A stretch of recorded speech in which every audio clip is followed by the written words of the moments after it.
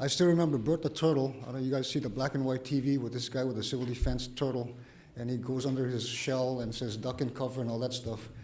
And if anybody told me about 4 or 5 months ago that we'd be doing this, I'd be calling them crazy. But you know, stuff happens, so we have to be flexible.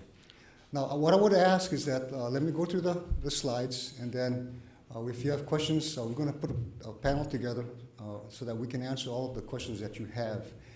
In your handouts, you should have some material. You have some list of frequently asked questions that we received thus far. So please take a look at that, and we'll be updating that as we go through this process throughout the next few months. Okay? Okay, let me get started. Okay, next slide, Bart. You know, this is the mission of Hawaii Emergency Management Agency, and that's to help the Hawaii Ohana prepare for and respond to disasters and emergencies. I know we're here to talk about North Korea, but then we have a whole bunch of other disasters and emergencies that Hawaii is susceptible to. And I want to make sure that as we go through the slides that we don't forget that we still have a few more days of hurricane season up to the end of November. So we've been very lucky thus far when you look at the Caribbean and the Atlantic. But don't forget that we have a bunch of other more realistic disasters that can hit us at any time. Okay, next slide. This is our whole purpose in Hawaii Emergency Management. It's preparedness. And this involves the population, the public, for the entire state. And that's to get an informed public, including visitors, that knows what to expect and what to do for all disasters ahead of time. And that's what you're here for today, so we can share this. The left slide is the Pahoa lava. That was 2015. I'm sorry, can you go back, Bert?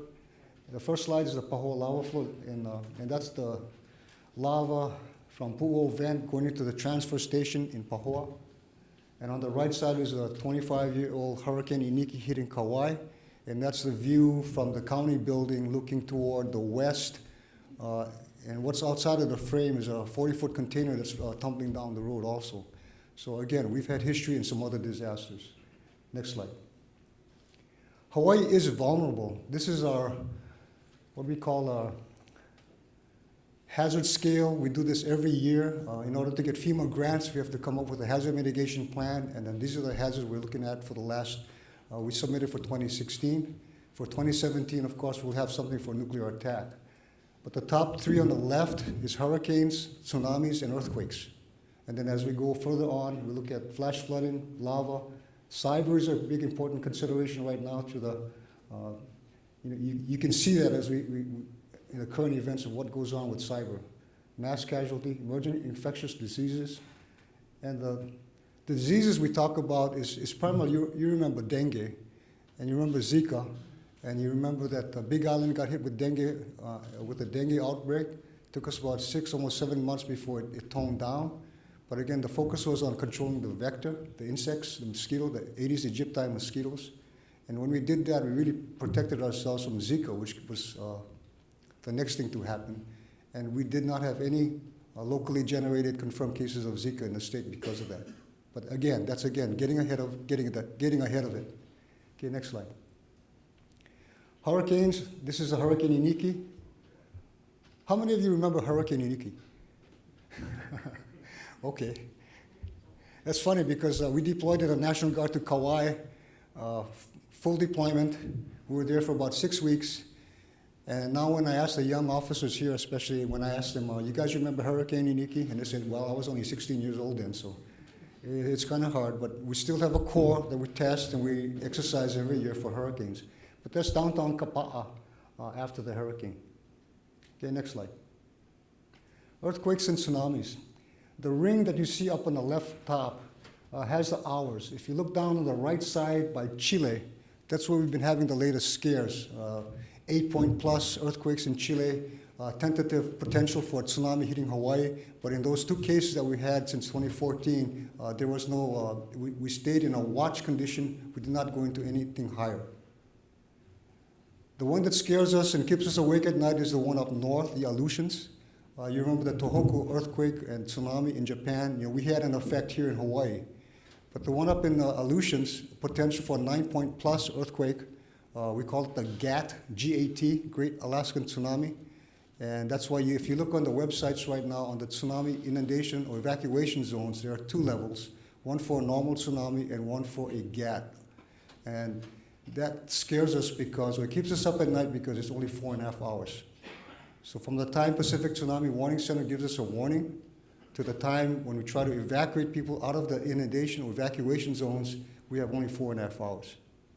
Okay, so just keep that in mind. The bottom slide or picture is Hilo when they had their tsunami. And that took some casualties also, as you know. Next slide, please. Okay, flooding.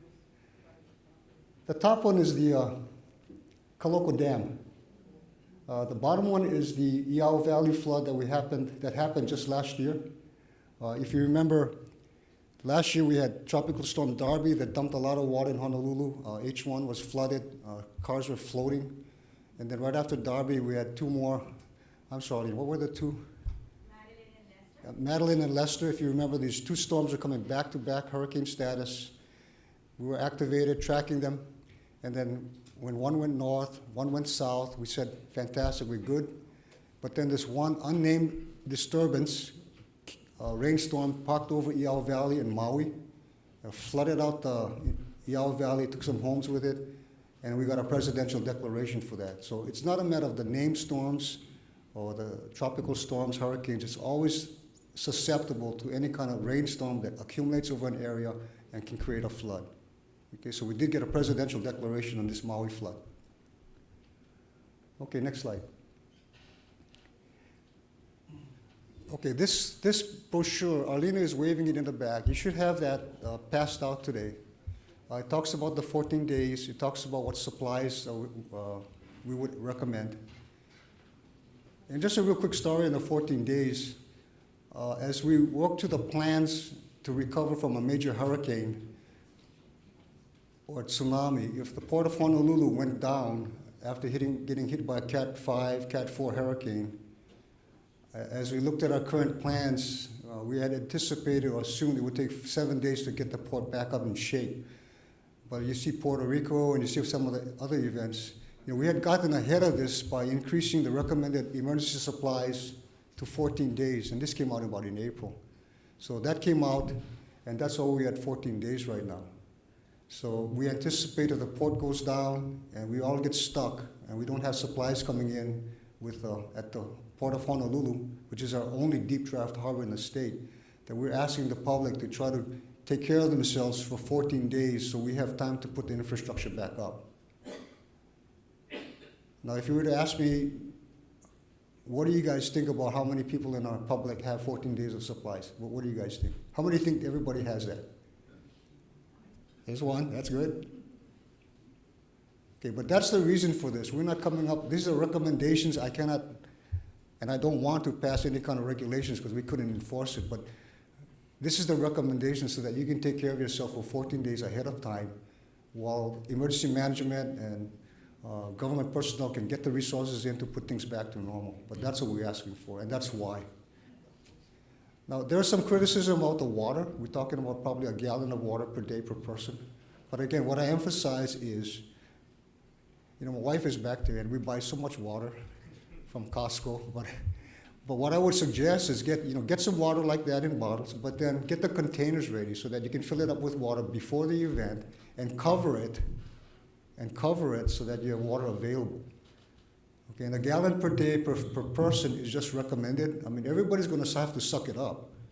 You might not have to be able to take a bath every day and all that, but you're going to have to suck it up, get through that 14-day period, and let us get the infrastructure back up. One thing here, cash in small bills. If you remember Puerto Rico, right there. If you remember Puerto Rico, when the ATMs went down, nobody had cash to go buy gas, and the vendors were not taking anything other than cash. So have a plastic bag, have some money in small denominations, and have it available. All this kind of stuff. One other item up there is important documents in a plastic bag. Your birth certificates, your trust documents, your wills. You've seen the tornado effects in Oklahoma and the Midwest, where all these things are all over the country, all over the state. So have your documents secured, plastic bags someplace secure, and you know that it'll be there when this thing happens. Okay. Next slide. Okay, let's get into this one. Okay, the older gentleman on the left top is Kim Jong-il. He's the father. His father was Kim Il-sung, who took North Korea to the Korean War. Kim Jong-il took over after that, and now we have his Kim Jong-il's son, Kim Jong-un. And let's focus on that for the next few minutes. Next slide. This is what our purpose is to inform the public, what's happening. And then let's go into what we are doing. When I say we, it's the state, it's the county emergency management, and the governmental side, just to let you know what we're doing, okay? And the last part is what you should do. Just advice or recommendations to the general public about what's going on. Sometimes, my analogy of this may be kind of questionable, but to me it's like Lamaze. Okay, when I went to when we went to our first child, no clue. But then as we went to Lamaze and I started to understand what to expect, what to do, when it's going to happen, ahead of time, okay, that kind of took us through the process. So now we have 2 kids and 3 grandkids, so I think we're okay, right?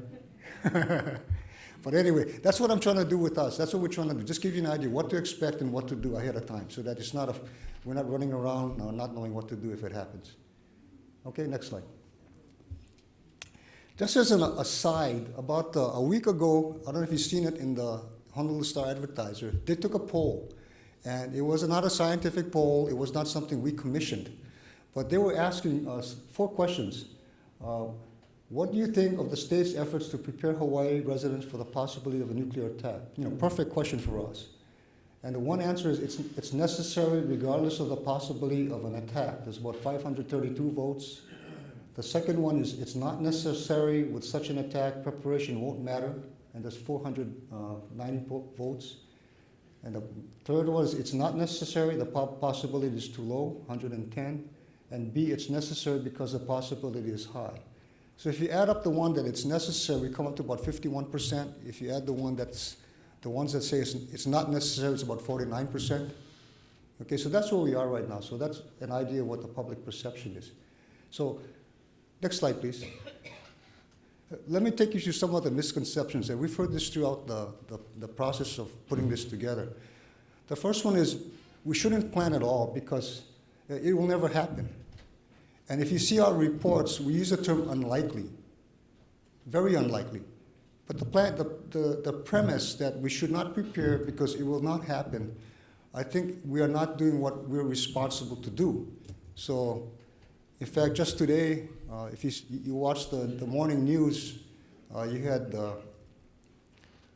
Senator Bill Richardson. He's the former ambassador to South Korea. And he was asked, he was concerned because we've not heard from Kim Jong-un for the last couple of weeks. We've not heard of any tests or any nuclear tests or missile tests over the last few weeks. We've also heard, about 3 days ago, we heard some news reports about Kim Jong-un's nuclear test facility at the Punggye facility in North Korea. There was a tunnel collapse, possibly of 200 people killed. And that has happened news came out 3 days ago, but it happened in October 10th. Okay, so all of this is ongoing in North Korea. And then at the same time, as you know, this morning, President Trump is on his way to the area. Okay, so what I'm concerned about is, what is the status right now? Did the tunnel collapse negate his test facility for nuclear weapons, which is good? And this is just Miyagi talking, but if it kills some of his scientists, that's good. And then the other thing is that hopefully that pushes him back as far as his capability for nuclear tests. But again, this is what I'm talking about with it's unlikely, but then it's the elephant in the room because you hear about it every day, so we need to address it. I don't want to answer the public by saying, well, it's not going to happen, so we're not doing anything about it. Okay? And that's where we are today. And the term unlikely, I'll go over into more detail about why we feel it's unlikely. The second one is really kind of crazy. It says we shouldn't prepare because we're all going to die. I remember this when I was in the military time when we used to kid about nuclear attack. And this is where we're talking about the Russian invasion over Germany to the Fulda Gap, how we'd have some days to prepare, weeks to prepare. People would evacuate to shelters in anticipation of a nuclear launch. Then you'd have pictures of all these missiles crossing like that in space. But then the point is, that's not what we're talking about with this one. And I'll go into more detail. But again, the possibility of this one and the models as far as casualties, we're talking about maybe 10%. It's not pretty. It's about 10%. So when it impacts and 10% casualties, 90% survivors. So I'm going to tell the 90% survivors, we stopped planning because you guys were all supposed to die. Okay, that's how ridiculous it is. You know, this impact, and there's a whole bunch of stuff after. And that's what we are preparing. So that's what I want to make clear to everybody. That's why we are preparing. Okay? Next slide. Why it's unlikely. This is our assessment of why it's unlikely. Any launch by Kim Jong-un against us or our allies is suicide for him. The retaliation will be swift and complete. And he knows that. You know, people say he's a madman and all that, but he's not. He knows that. We have U.S. ballistic missile defense, the ABM system. We come under the protective umbrella of U.S. Pacific Command, a major combatant headquarters in Hawaii. And that is a primary defensive site for the United States and DoD. So we come under their protective umbrella. And he has a limited amount of missiles.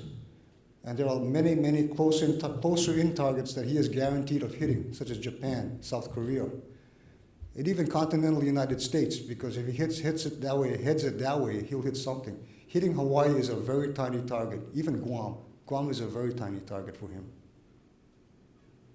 The warhead reentry, who was that? 60 Minutes had a program on Sunday talking about the North Korea capability. And they even showed him his scientists putting a warhead underneath a rocket, a missile engine to test the reentry capabilities yet. But he has not proven that his warhead will survive reentry. Now, the United States and Russia did many, many tests to see what their protective capability were to take care of their warheads. Now, he has not that capability. He has not that opportunity. Okay, just keep in mind what was needed to do to get that capability.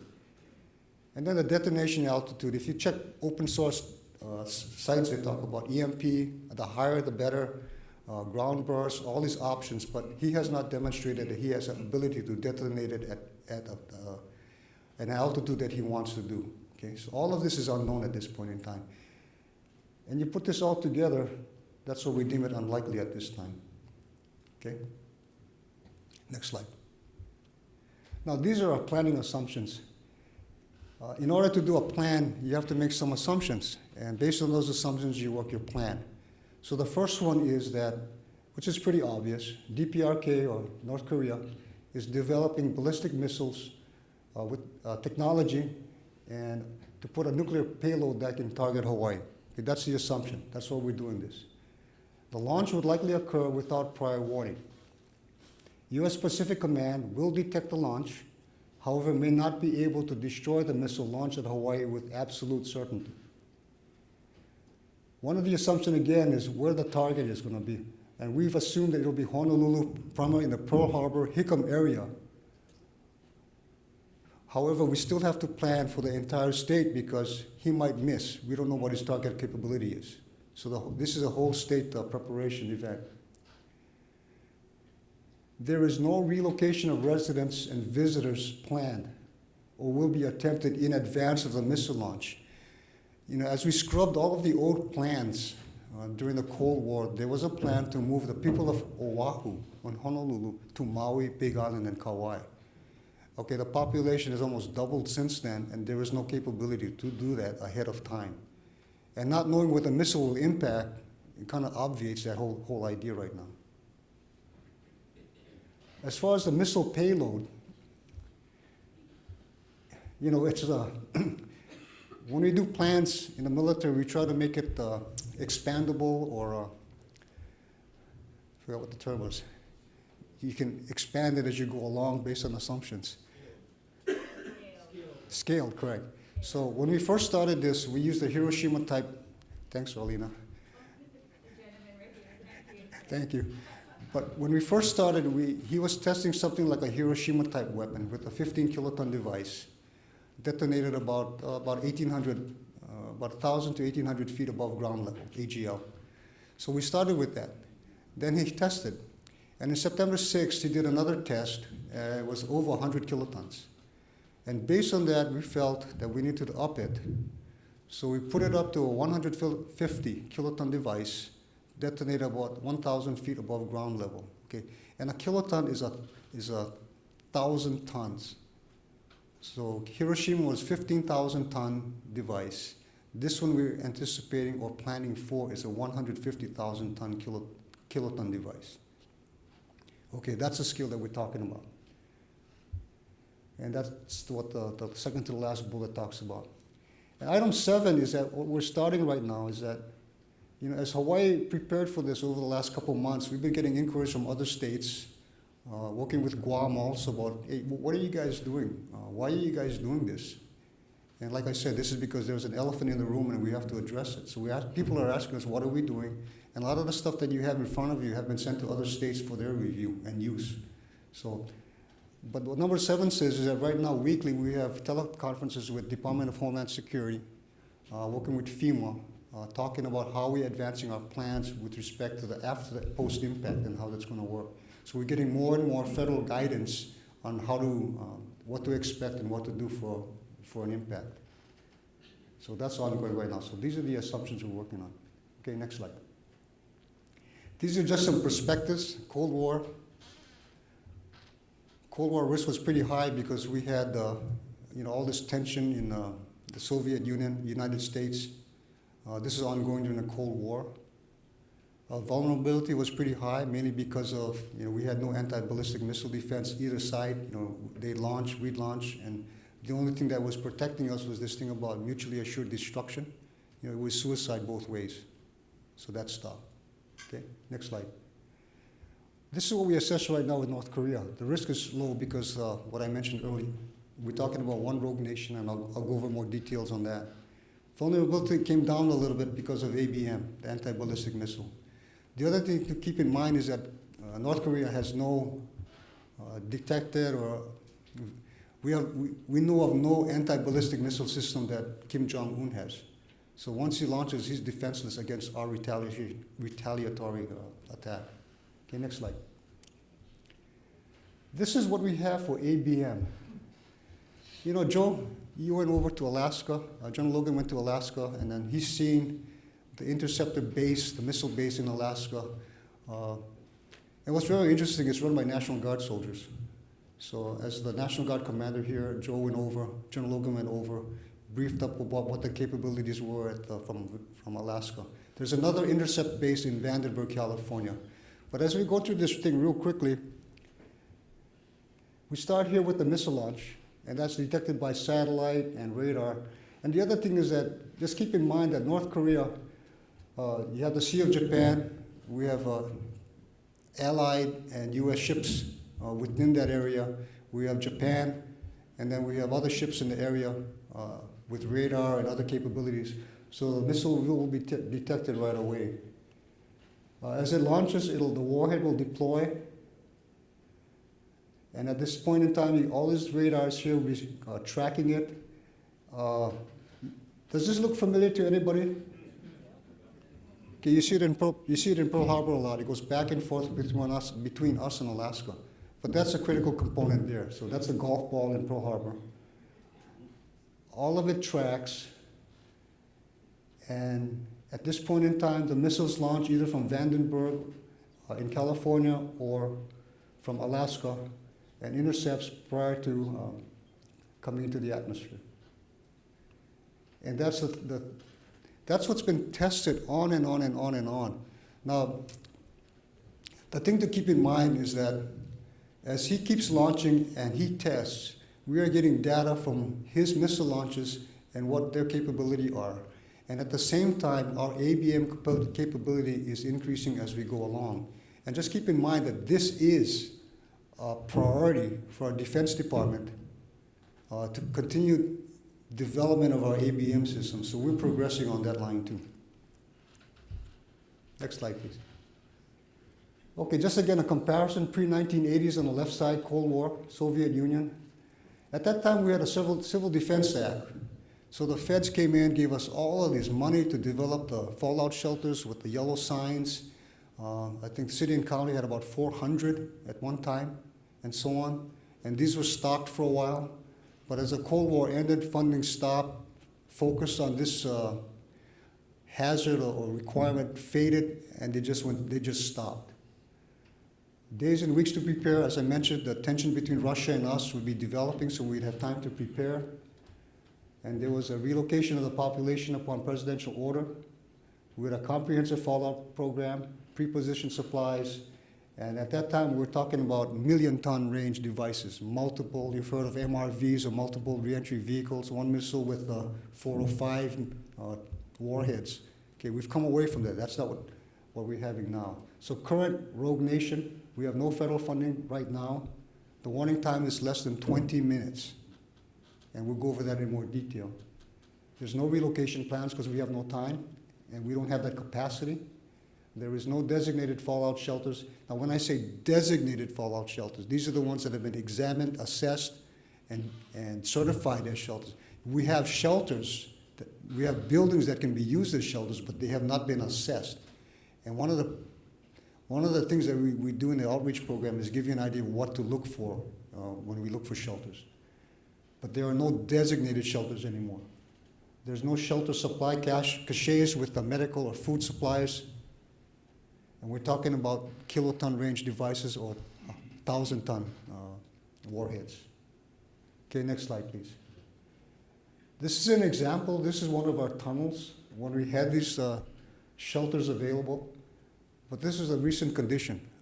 So they're not available anymore. So there was a lot of press coverages about the tunnels in Diamond Head and how we could all shelter. First of all, you won't have time to get here. Second of all, this is not the place where you want to go. Okay. Next slide, please. Okay, these are the effects. Now we get into the hard part. Okay. The first one is if something hits us, it's inert missile impact, no payload. Okay, but there is a concern. This is what was in effect since 2009 when Kim Jong-il was testing missiles in the Pacific. I was still on duty at U.S. Pacific Command, and when this thing happens, when there was a launch detected in Korea, we would call State Civil Defense at the time, informed that the missile was launched, was tracking because we were concerned missile debris would come over Hawaii and hit us. So we were starting to track that in that 2007-2009 timeframe. The second was detonation of a conventional weapon, conventional high explosive warhead. And the last one is what we're looking at, is a nuclear warhead. Okay, next slide. Okay, next slide. And these are the major effects. On the left side, the first side is the blast and shock. Then there's heat, thermal radiation. Then you have the radiation and fallout, and something we call EMP, or electromagnetic pulse, and we'll go over more of that. On the right side is what the modeling talks about right now, and this is not the pretty part. We're talking about 50,000 to 120,000 trauma and burn casualties together with nearly 18,000 fatalities. Okay, this is what the modeling calls for a 150 kiloton device detonated at 1,000 feet above ground level in the Pearl Harbor Hickam area. And of the survivors in the target area, 15 to 30% will be exposed to initial radiation or fallout and experience acute radiation syndrome. Again, this is in the affected target area. It's not the whole state, it's not the whole island of Oahu. It's in the target area. We anticipate severe damage or closure of the Honolulu, Daniel K. Inouye International Airport, Hickam Air Force Base in Honolulu Harbor, and Pearl Harbor. There will be widespread structural fires and building collapses. There will be damage to hospitals and and government buildings. Loss of critical emergency services, fire, police, emergency management service, and their communications. Damage to roads and other critical infrastructure. Loss of electrical and water utilities. Loss of land mobile radio, broadcast radio, television, cellular telephone because of EMP. Okay? Now, this is the bottom, this is what we assess as the damage. We're not holding anything back. We're not making anything prettier. This is what we anticipate will happen. And that's what we want to make sure that the public understands. It's not a good thing. Plus, based on this assumption and this damage, we have to start doing our planning on how we recover and respond to this. And as you can see, it's a major, major concern. Let me digress real quick. When we started this campaign, we were getting some concerns about we're going to scare the public. We shouldn't do this because of that. Okay, we went through with it because what we found out in the past few months is the public can handle this. I think what the public cannot handle is if we say, well, we shouldn't share this with you because you can't handle it. Okay, that's not my call. That's not General Logan's call. That's not the governor's call. What we are putting out is information based on the best science that we have of what would happen if that weapon hit Honolulu or hit the assumed targets. But this is what the models show. Okay, this is the truth. This is not what we're hiding. I'll share another thing with you. Some of the classes or presentations we've done, some people are just saying, I'm lying. I'm lying. It's going to be worse than that. Okay, but again, we're working on models. I can say it comes from the DTRA, Defense Threat Reduction Agency, and this is the models that they're providing for us, official use only. Okay. And the other thing, let me say another thing. There was a time when we did this in front of the legislature and something about the secret briefing. There are some information, some slides that DTRA provides to us for our use, for official use only. I just don't want to go public with those slides because I don't want that to be in the back of Kim Jong-un when he talks about his next missile. That's for our use in planning. But what you have here is the basic thing that's the damage assessment that's going to happen, okay? Okay, next slide. Okay, so what the heck are we doing? Okay, next slide. Okay, phase one is this what we're here for right now. One is improve emergency notification and warning. Okay, these are meetings with the United States Pacific Command as far as how they notify our 24/7 Emergency Operations Center behind us up at the Berkheimer Tunnel in Diamond Head Crater, my headquarters, and how we notify the public once we get that notification.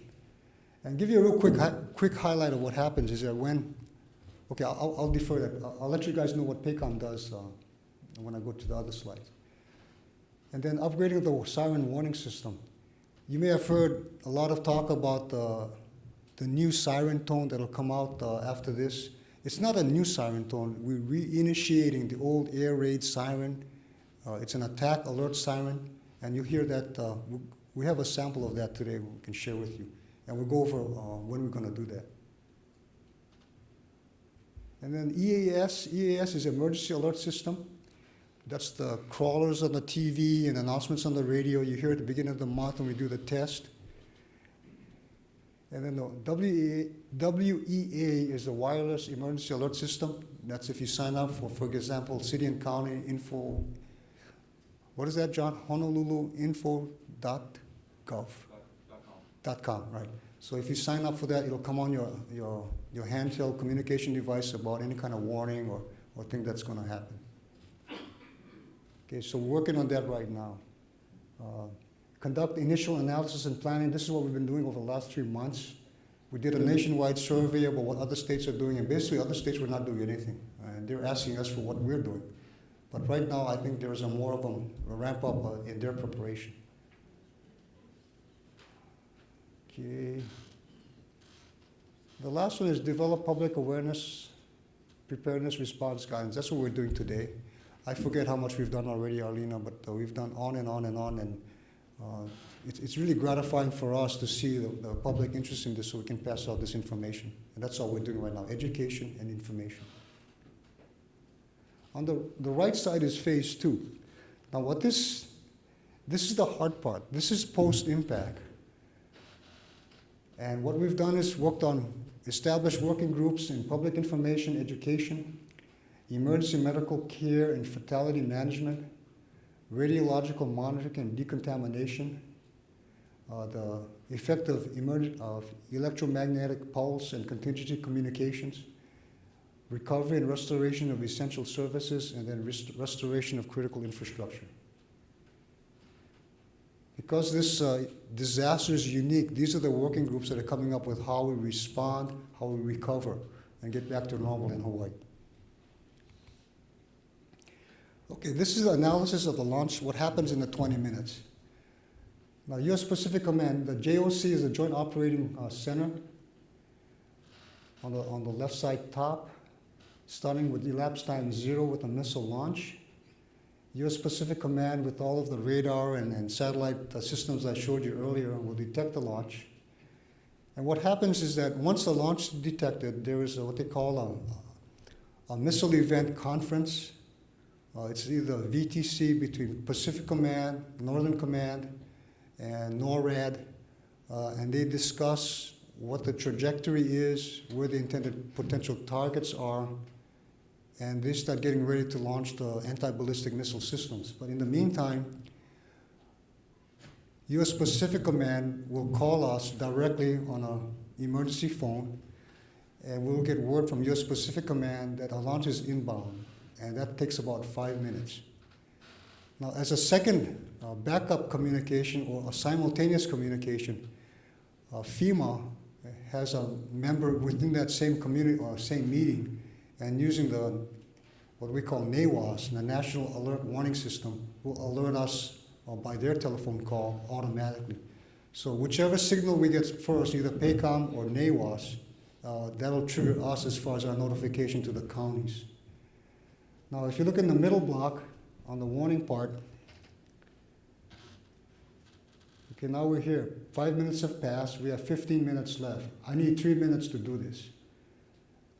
Initiation of the sirens. This is the attack tone, and that'll be initiated centrally by my headquarters up at Bruckheimer Tunnel. Triggering of the emergency alert system, wireless emergency alert system, and activation of our state EOC.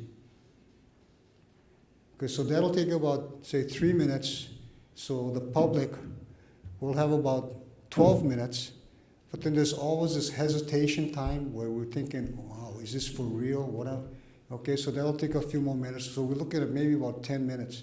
And that's why I say you have to do ahead of time, look for that shelter in place.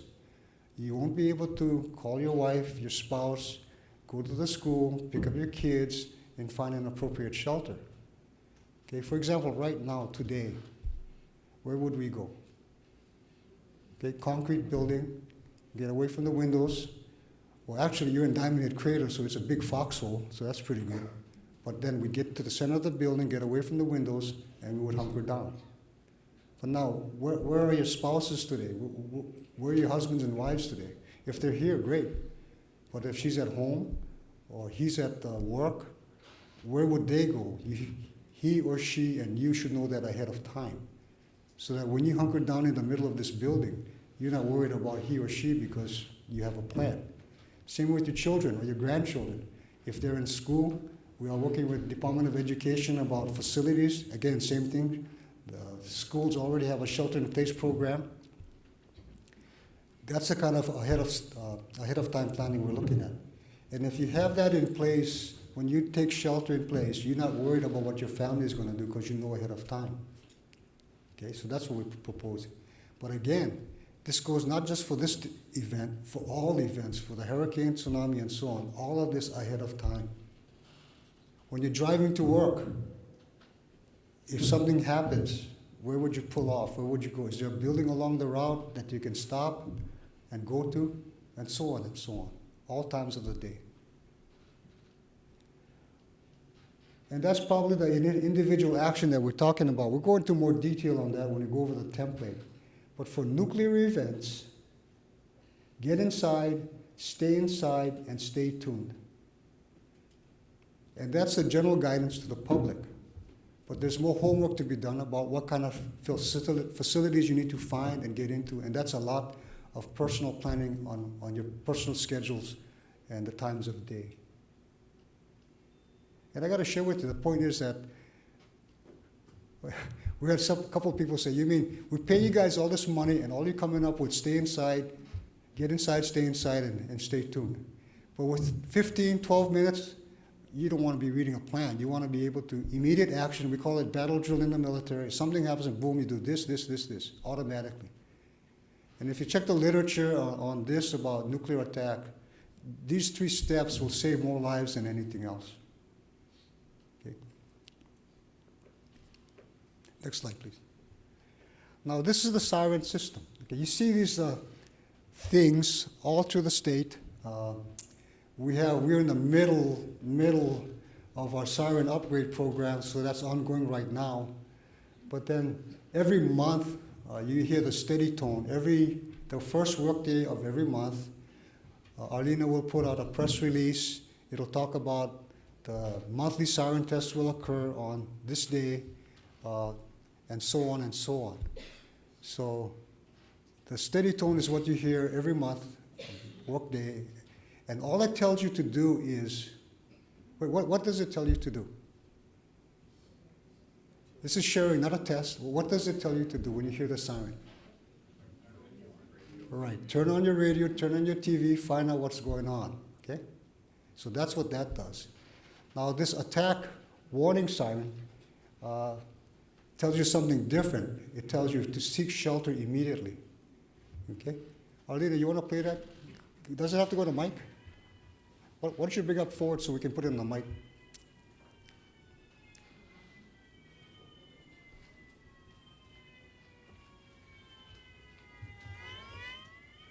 Yeah, we'll do it again.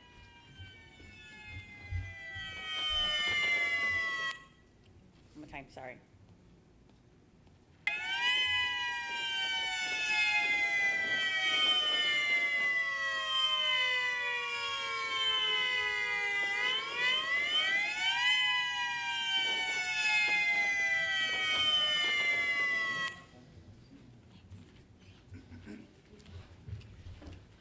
I'm glad we got that because I used to try to hum that and we weren't getting too good reception.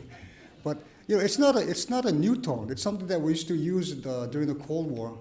And it's really interesting that Federal Signal, the contractors that run our sirens, still has that as an option.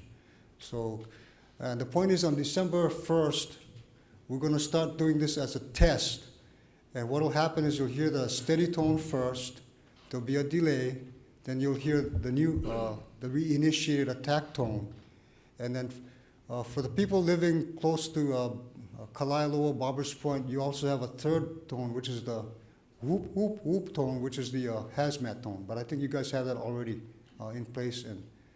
And John, you guys do that every month anyway, right? Every month. Yeah, okay. So you guys are familiar with that. But that's where we are right now. So that's a heads up on December 1st. But we'll have some more press releases, and we'll have a press conference ahead of time so that you all know. But just remember, just get familiar with it. And the bottom line on this one is if you don't hear anything or you don't hear a siren, let us know. Okay? Okay, next slide. These are some samples of the EAS. Just some sampled messages that will come out on television and on your smartphone messages. The smartphone is the WEA, which is your wireless emergency alert system. You know, some of you might be sitting in a stadium or watching a football game and there's a National Weather Service warning, your phone will go off. That's what we're talking about. And this will be the primary as far as getting the word out to people immediately. Okay, next slide. Now, these are the messages that you'll see or hear on the alerts. The first one is, the U.S. Pacific Command has detected a missile threat to Hawaii. A missile may impact on land or sea within minutes. This is not a drill. If you are indoors, stay indoors. If you are outdoors, seek immediate shelter in a building. Remain indoors well away from windows. If you are driving, pull safely to the side of the road and seek shelter in a building or lay flat on the ground. We will announce when the threat has ended. Okay. A lot of questions on this. We had one question about why do you want me to get out of my car and lie flat and get on the other side of the car? Some research has shown that if you stay in the car, it's like a microwave oven. You don't want to be in the car. It gets metallic, you want to get on the other side. So put the car between you and the impact area. Of course, the question is then, where is the impact area? Well, you're going to have to make an assumption again. Like we said, we're looking at Pearl Harbor, Honolulu, or the airport area. The other question that comes up, and it's the Let's say you're a Kapuna, you're driving on the highway, you're on the viaduct, you get out of your car, okay, nothing happens, so what do? And we say, we'll announce when the threat has ended. Now that announcement will not come out right away because we have to figure out what's happening. If the impact hasn't happened, we have to make sure that nothing's happened. And then we'll get on the radio and go and make the announcement. However, again, if you're the Kapuna outside of the car, you can find where you are, look for a better place. In other words, you have time to find a better place. Go find a better place, okay? But really just stay there as long as you can and listen. Turn your radio on and listen to what's going on. We'll try to get the information out as soon as possible. There's a lot of questions on this, and I don't have the right answer on this. We have to talk about it, okay? But for each individual, you have to come up with an idea of what you're going to do. Okay, next slide. Okay, this is some of the publications we're putting out right now. They're still in progress. We're going to put it out. It'll be on our website for availability, and we'll get it out to the public. Next slide. Okay, what you should do. This is what our recommendations are. Okay, next. Okay, stay updated. And like I talked to you this morning about the tunnel collapse, talked about President Trump's visit, talked about Kim Jong-un not being there. I don't know if I also mentioned that Kim Jong-un's top nuclear scientists and his top rocket scientists have not been seen for a while. So people are thinking either they're preparing for another test or maybe something else happened. We don't know. But again, keep track of what's going on. Watch the tensions between North Korea and us. And what's really interesting I'm finding out is the people in South Korea, they've been so used to this that they're not changing their lifestyle at all. They just continue to, they're so used to this. But again, that's what they're doing. Learn about nuclear events. There's a FEMA website, there's our website, there's, Google stuff. I've learned so much stuff in the last 3 months from Google and some other sites about what to expect, what to do during a nuclear attack. So learn stuff again. There's a lot of stuff out there. Bottom line, get inside, stay tuned. Shelter in place. But like I said, it's easy for us to say shelter in place, but you have to know where that shelter is ahead of time, where you work, in transit, at home, where would that shelter be if you're going to shelter in place? And get it ready. Have a plan. This is basic for everything. Work with your individual plan, your family, your friends, your golf club, your work organization. Come up with a plan of how you're going to take care of each other. How many of you know your neighbors? Great. In Pahoa, when the Isel hit and lava was coming, the neighbors all got together and did some good things. Our neighbor's bulldozer was clearing trees off the road in Nana Valley Estates. People were getting together. But it's interesting because some of these people didn't know this guy had a bulldozer. But again, know your neighbors. If there's Kapuna out there, there are people with special needs, make sure you folks are working together and to help that. And General Logan talks about this, community programs that we have, HARP. And Hawaii Hazards Awareness Resilience Program.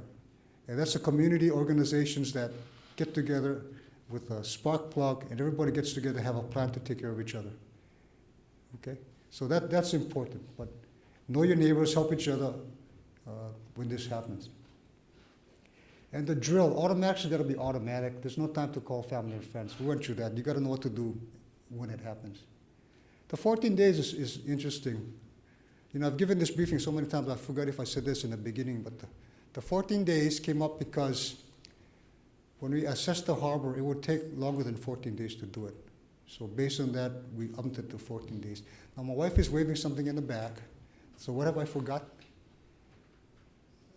Oh, CERT. The community emergency response teams. I don't know if any of you in the CERT teams here? Great. Now, my wife got certified about 2 months ago, so she's very proud of that. But the community emergency response team, I think Dan Tengan is here. There you go. He runs this program, and communities get together, get an idea of how to help each other out. And Manoa just got certified. They got 3, right? CERT, Tsunami Ready, and Storm Ready. But again, resilience, that's what we're talking about, is people getting together and taking care of themselves. We can't do it if the community can't do it together. Okay, next slide. Now, this is something that we've passed out, and please take a look at it. And I'd like to just spend some time in going through it. If you can pull out that slide.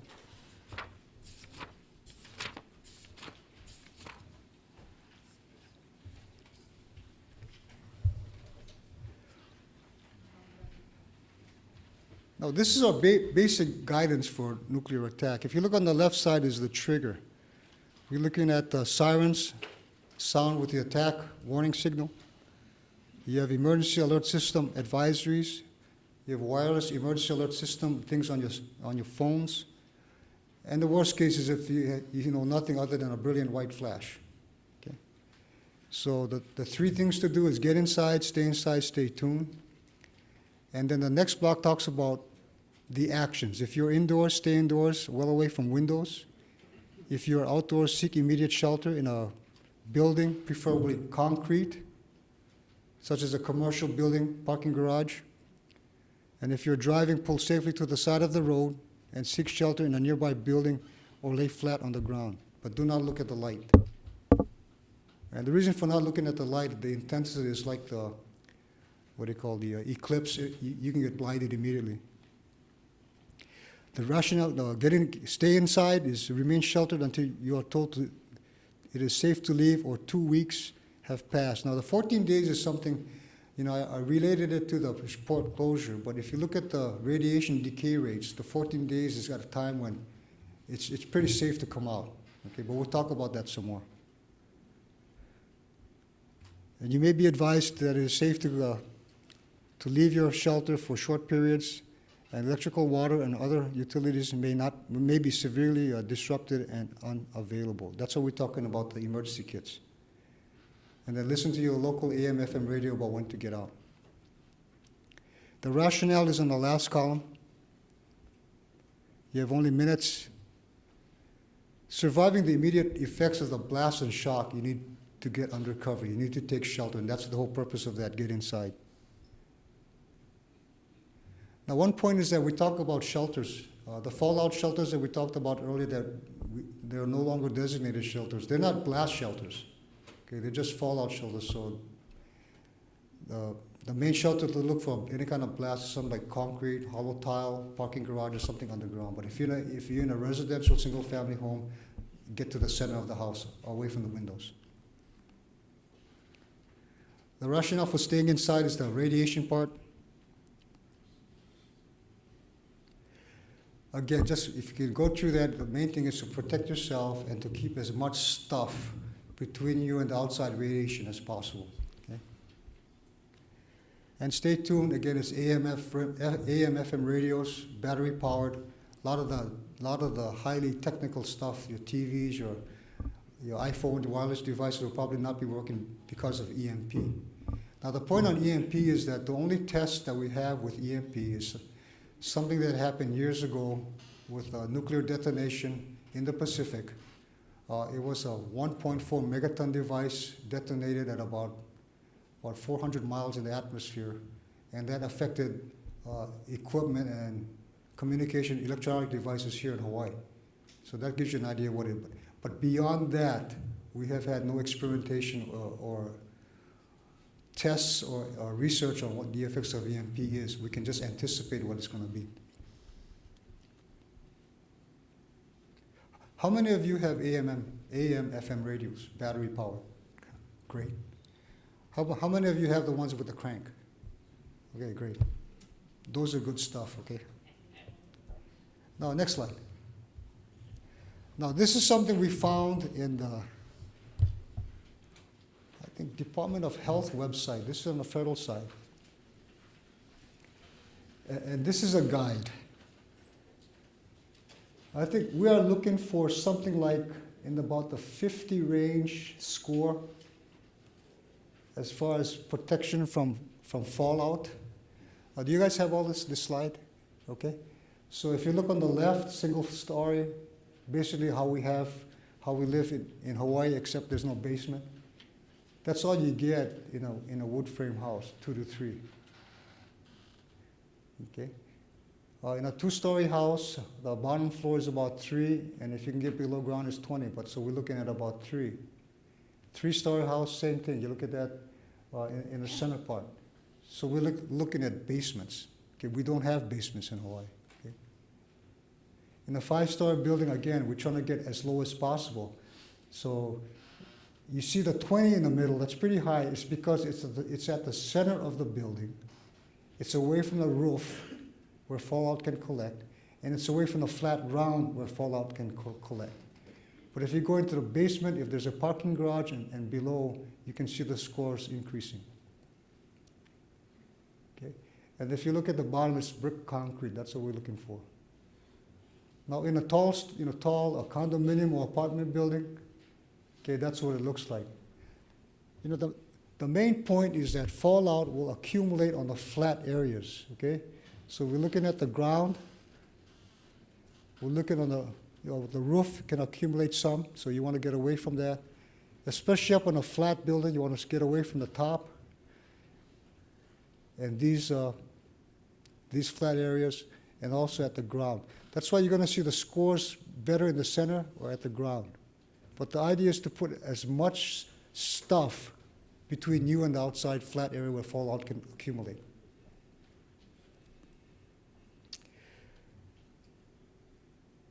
Okay, next slide, please. Now, this is the stay inside part. This is why. You know, there's a variety of information on radioactive fallout. We're focusing on what is called ionizing radiation after a nuclear blast. And this is the timeline. If you look at, this is at the time of the blast. This is the radiation levels. And this is the time as we go 14 hours. And this is 48 hours. Now, so you can see that the decay rate is pretty quick. So between this timeline, between 0 and 48 hours is when, while the public is sheltered in place, this is when the emergency management people are out there trying to find out with dosimeters. First of all, we'll talk to PACOM, we'll talk to NORTHCOM, get an idea through satellite data of where the impact was, what the yield was, what the projected models show about the radiation danger zones, and what the emergency management people are going out, your county, your state people are doing, is with dosimeters and other tracking devices, validating those zones. And what happens is that there are basically three zones. One is a go, no-go zone. The other one is a moderate zone, and the next one is a light zone. We need to establish those zones to determine what we can do, take people out. Areas where there's really no go, we can't do anything for those people in that area. And the moderate zone, we can go 50-50, determine where they are and what we can do. Because we cannot send first responders, your fire, your EMS, your police people into danger zones where they're going to die. That's kind of defeats the whole purpose. But we need to get the assessments done so we can respond. And so the initial 48 hours, that's what we're doing. Okay, let me take another step back. While you're sheltered in place, once we determine where those zones are, once we determine where the impact was, all of the unaffected areas where people are sheltering in place, they can come out. And that's why you need to listen to the communications from emergency management. Those people can all come out. But we have to focus on the areas that are hazardous at point. That's what's happening while you are sheltering in place. Okay, next slide. Again, it's the stay tuned part. Again, these are the readers you should keep track of. And we will do our best to communicate with the public on what's going on. That's our job. Okay, next slide. We've had briefings with schools, the CASs or the CASs, the complex area superintendents with principals. A lot of concern about what to do. We say shelter in place. Each facility, each school has to come up with their own area about where they're going to go, where they're going to stay. A lot of concerns about what happens if parents come and try to pick up their kids. I mean, no matter what we tell them, they're going to come out and try. So if they come out and try to pick up their kids, the point is they have to come back into the school and stay with the kids within the school. They can't go back in their car and try to go find a place. There's no time. And the same with a lot of questions, you know, what message goes out to the parents from the schools. This is what we're working with DOE on right now, to come up with a joint message that the parents can take, the principals can pass to the parents so that they know what to do. You know, one funny thing is that the teachers are saying, give it to the kids because the kids will do a better job of getting it out to the family. So we see how that goes. But again, other than that, it's the same thing. The advice to the parents is to shelter in place based on the plan that I talked to you earlier. Next slide. Again, you know, this sounds kind of sassy, you know, participate in your own rescue, but that's what it is. If you saw Puerto Rico, the news was making a lot of issues in Puerto Rico because about the length of time it took the feds to get there. But the point is, there were some newscasters talking to some people and saying that, well, you know, this crossroads or this intersection was covered with debris, and the people had to go out there and clean it up themselves. And, you know, when I heard that, I had no problem with that.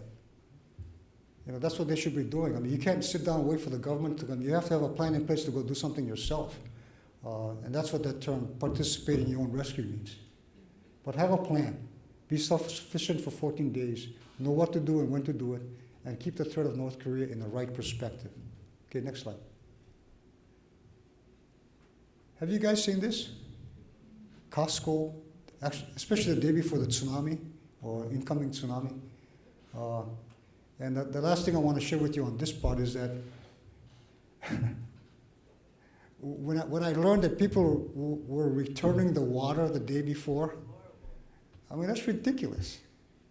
You have that stash available for the rest of the season. And then when you have your 14 days of stuff, eat some of it and replenish it so that it's kind of fresh all the way. And the water, you know, just fill up a container. But when I heard about this, people returning water, that really kind of upset me because Costco and some of the retailers go out of their way to set up the special stock for us in the event of a disaster. And unlike Florida, like Puerto Rico, unlike Houston, we don't have tractor trailers across the border with stuff to come here. We don't have that. You know, that's why we have 14 days, which, according to Gina Mangieri, if you guys saw that last week, may not be enough. Okay, so we'll work on that. Okay, next slide. Toby Claremont is my deputy. He was a part of the Disaster Medical Assistance Team, commander. He deployed to Key West during Irma. And it's there. The threat is there, so let's not ignore it. Next slide. Again, preparedness is an informed public that knows what to expect, what to do for all disasters ahead of time. Participate in your own rescue, have a plan. Be self-sufficient 14 days, know where to go, what to do, and when to do it. Okay, next slide. I think that's it. Okay, I think what we're going to do is turn around and put a panel together and start answering your questions. We're going to have to do it here because we don't have a cordless phone, so we can just come up here. Okay, we don't have a cordless mic, so we'll do it here? Correct. Okay, so I'll ask my friends to come on up, and I'll introduce them as they come up. And if you could have them go to the mic as they ask the question. Okay, when your questions, can you go to the mic, because we got, this is on, what is that term? Facebook Live. Let me introduce, this is Major Nakasone, Colonel Nakasone. He's Major? Okay, I gave him a promotion, that's okay. He's the deputy commander of our civil support team. So what is a civil support team? National Guard, it's a joint team between Army and Air Guard, and every state territory has at least one of them. And they are focused on chemical, biological, radiological, nuclear, explosive device expertise. So they're here, and Captain Sean Cripps is a nuclear guy, so he's been providing a lot of stuff as far as technical information. And they have reached back to what I said earlier, Defense Threat Reduction Agency, DTRA, and that's the reach back resource or authority that they go to. And I'll ask General Logan if you could come up also. And he introduced himself earlier, so he commands all these guys.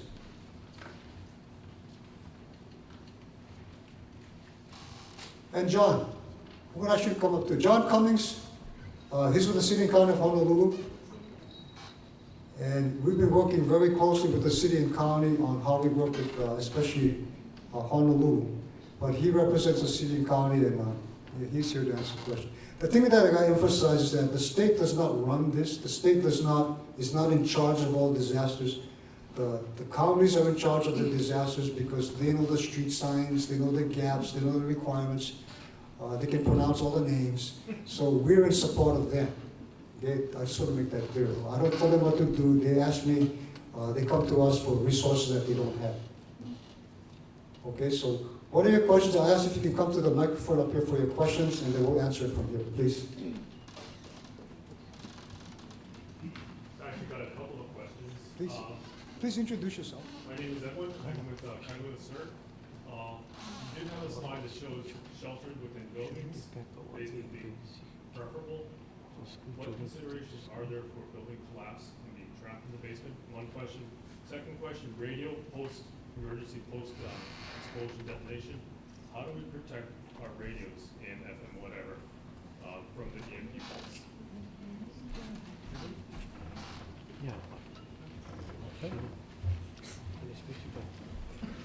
Hi again, I'm Captain Sean Cripps from the 93rd Civil Support Team, Hawaii National Guard. To address your question about the protection factor within the buildings and then why that's recommended vice the building collapse, the most important part there is surviving the initial blast. So if a person was outside, they would be hit by the effects that you saw during the presentation, and they wouldn't be surviving at all. If they seek shelter within a lower area of the building with a higher protection factor, we're also protecting them from the fallout, but also the initial blast effects.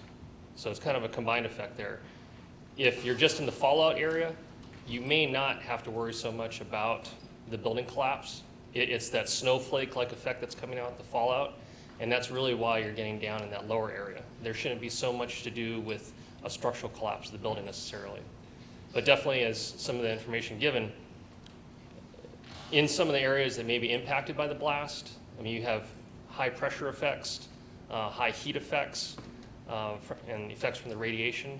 Getting inside those shelters, as was demonstrated, that's going to help protect you from those initial effects.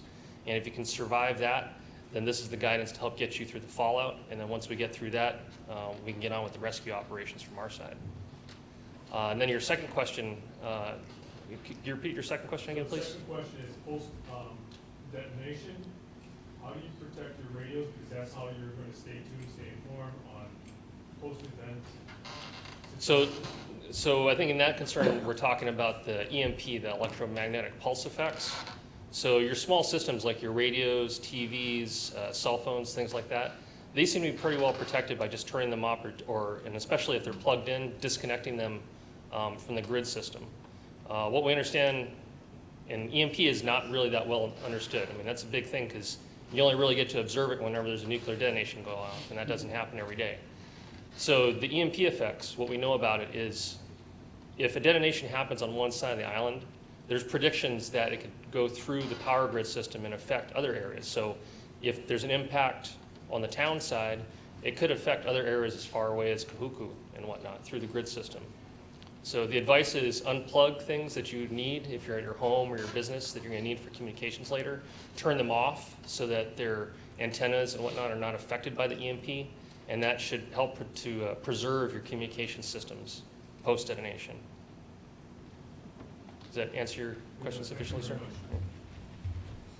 Also, we're in discussion with HI-EMA and talking with our electric company on how we can prevent an EMP from traveling down the power system all the way to your home.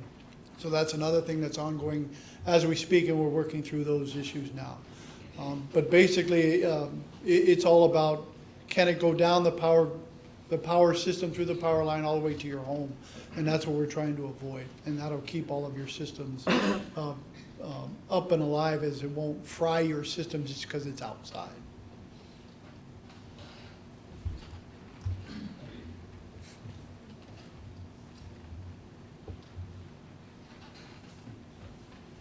Hi, my name is Joe, and I'm just a resident, live in Kalihi. You'd mentioned that one of the main primary goals, or not goals, but basically tools that you're using to contact and push your message out is mobile phones. I know in the past, you know, basically if everybody tries to call on Christmas morning, you know, you get this network is down, sorry, try back later. Have you guys tested that if you send out, let's say, 750,000 text messages at one time, that the system is able to handle that?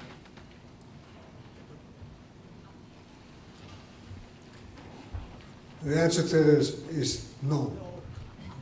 Okay, we have not tested that yet. The wireless emergency alert system is something that we have available in an application, but again, and then the carriers, we have to work with them on that.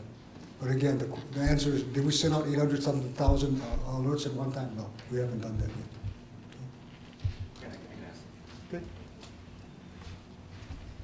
You know, one of the things we always promote is having multimodal methods of receiving information. You know, we have our smartphones, we have our text capability, we have AM/FM radio, we have weather alert radio systems that you can buy from the big box stores, or you can't find a Radio Shack anymore, but you need to have multiple methods of receiving information. You know, don't rely on the siren system, don't rely on just an AM radio. And remember that you have a radio in your vehicle too. You know, just for the normal emergencies, right? But the basic AM pocket radio, you can still buy at Long's. I pick them up from the Salvation Army when I see them, clean them, give them to my friends. That really is a core piece of equipment you can have. And keeping the batteries separate from the unit, because otherwise they're gonna go, we all know this is gonna go bad in there, right? And if we lose our radio communications here, you know, AM/FM on Oahu, we can still rely on the neighbor islands to get information to that pocket radio you have in your house. So, but again, make sure you have multiple methods of maintaining and receiving emergency information. I'm going to ask you to speak into 2 microphones when you ask your questions so the people in the back can hear. Certainly. My name's Robert. I've been in Guam for 15 years, Hawaii for 15 years. I've survived typhoons in which I had no power for 28 days and no water for 8 days. So I do kind of come in with a voice of experience. And a couple of questions I have and a couple of info points I want to make to the audience, and that is the questions I have is, where can people go to get gas masks that protect them from nuclear, biological, and chemical protection? Because you mentioned after 48 hours you're free to go. Another thing that's totally ignored in any of the areas is personal protection. You know, I've seen where you've gone ahead and everything's down. You know, you can't call the police, you can't do, go to the store, everything else. People here have to remember that you have to protect your family and yourself, and there's no effort in pushing that. I guarantee you, those places like liquor stores and sports supply places are the first ones to go. Okay, people grab ammunition and weapons. So you need to be there too before that happens. The third thing is personal power supply. Y'all mentioned about having your own batteries and everything, okay? Well, those are all good and great. What about things like your own little power generators? Like I had mentioned, I went 28 days without electricity. And oh, by the way, I was living across from Naval Hospital, down the street from the Civil Defense Planning Center in Agana Heights or Tutuzen. You mentioned cash. I also want to mention that pretty soon people think cash is I'll go to the bank and cash in a reserve of over $1,000 in your own personal supply in low denominations is a good call. You might want to think about this too. Cigarettes, alcohol is another denomination that people will gladly get when all of a sudden you need a tank of gas, if you need gas for that matter. But it might sound funny, but who's to say our denomination's not very good? Again, I'm really talking fast. People should watch on YouTube a movie that I saw back when I was a kid called The Day After. It's a pretty realistic view of what the occurrence is after a nuclear attack. There's an app that I have right now that told me about tsunami warnings that went out a couple hours ago, and that Tonga got hit with a 6.8 earthquake 2 hours ago. And that we are right now in a tsunami watch here in Hawaii. It's called Pacific Disaster Center, and it tells it about the entire world, and it's not just earthquakes and hurricanes, it's fires and medical disasters and areas and situations. Last, National Geographic has an excellent information about hemp. By the way, I'm also an electronics professor before I retired from that field. Hemp standing for high altitude electromagnetic pulse. It's quite an amazing thing when all of a sudden you find that you have no resources whatsoever that you've depended upon every minute of every day. So with that, thank you. I want to add in under AM, FM radios, they're only as good as those radio stations have power. So make sure that you have NOAA and shortwave radio power. But back to my three questions, gas mask, personal protection, and personal power. What are your points on those? Thank you.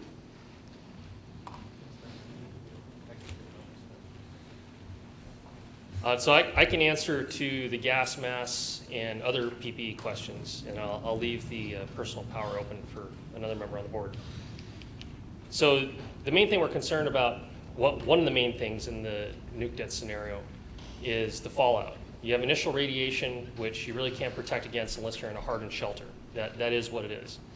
The fallout then, the fallout is a particulate material. It's material that's been sucked up and then rains back out. It's that snowflake material like we see in the movies. A regular particulate filter, like you get at the hardware store for working on dust masks, yes, guaranteed. If you get something like an N95, this has been tossed around by some people. You need like an N95, you need a gas mask or stuff like this. Realize what goes along with that. That requires a fit testing program. If you get into that type of stuff, you're not in compliance with the test capabilities of that respirator unless it's been fit tested. If you use a regular dust mask like we use, I use a dust mask for working on carpentry stuff, working at my shop at home, sandblasting. Those things are designed without being required fit testing to block out a lot of particulates, and that's what we're concerned about. That's if you're exposed outside. What was one of the key points of guidance here is get inside, stay inside. That is one of the key foundations for, in my world, NBC protection, is avoidance. That's the first part of this thing, is not to come in contact with that stuff in the first place. If you have to get outside, you better have a very good reason, because you can't protect yourself from that radiation. I don't think anyone here can walk around with a 200-pound lead suit on, and you just can't protect yourself effectively from that radiation. But what we can do is we use time, distance, and shielding. These are the fundamentals. You can go look online about it. The time that you spend outside, right? We're recommending not to stay outside, not be in contact with this material. The distance, even if the best you can do is get inside a single wall home like most of us have, that distance from the roof or from the walls, that's giving you more distance from that radiation. That cuts down that amount of radiation. And then the shielding, if we're lucky enough to get inside a concrete building or kind of get below that ground level, those are those three things. Time, distance, shielding, they're going to really shield us from the radiation part. We want to avoid inhaling the material by getting inside. But if we had to, like if you wanted to plan and have some type of PPE with you out there, a regular particulate dust mask like you get at the hardware store is what is the current recommendation. Not necessarily having to go after a certified gas mask, certified particulate filter. Because none of us are in that type of fit test program out on the civilian side. And I'll leave the other question as far as power open. Real quick, we're using a lot of acronyms here. PPE is personal protective equipment. NBC is nuclear, biological, radiological. I'm not sure what else. Chemicals. And chemical. Biological chemical. Okay. If there's any acronyms that we use, please stop us. Don't let us go forward if we don't explain what the acronyms are. Okay, I just want to expand a little bit on the power generation. Generators are good. I have generators for myself. I keep them at home. You can get like a 2,000 kilowatt generator for under $1,000. The key with generators, of course, is the storage of the fuel supply, which can be very iffy. One option is going to a propane-fired generator. It's not as efficient, but you can store propane longer and a lot safer than liquid fuels. The other issue with generators is you have to make sure you maintain them. When you use them, you have to clean them, and you have to make sure the fuel is stabilized before it's stored. So there's a little bit of work that goes into it, but generators are good. The other option are solar type of generators that work off of solar panels. They go to a storage battery. Again, with that system, there's maintenance, because the batteries generally are lead acid or lead cell batteries, glass mat batteries. So you have to maintain these systems as much as any other part of your disaster supplies itself. But generators are good to have. Generators are good to have, but also look into solar-powered battery and battery-operated portable radio systems. There's quite a few in the market right now, are very robust. But again, it's good equipment to have, and you can always expand upon our general guidance for our disaster preparedness. You know, we talk about food, water, clothing, medications, but it doesn't hurt to look at your place where you are, your family considerations where you live, and add additional things to get you through that 14 days. Sorry, just a quick announcement to our Facebook viewers. We're experiencing technical difficulties. We will be posting the video later this afternoon and also on YouTube. Okay. Okay. Okay, are these both on? Okay. Aloha, thank you all for being here today. I'm very grateful. My name is Claire Santos. I'm a volunteer nurse with MRC and with Red Cross, and I did deploy during Iniki. I remember it well. On a more pragmatic level, at community education level, for those of us in condos, the entire front wall of the condo generally is glass. Many homes and condos both have louver windows. In 15 minutes, what can you do to protect yourself? Also, for those of us who are ham radio operators, can someone talk a little bit about how that network would come into play during this type of disaster? I think those are my two most important questions.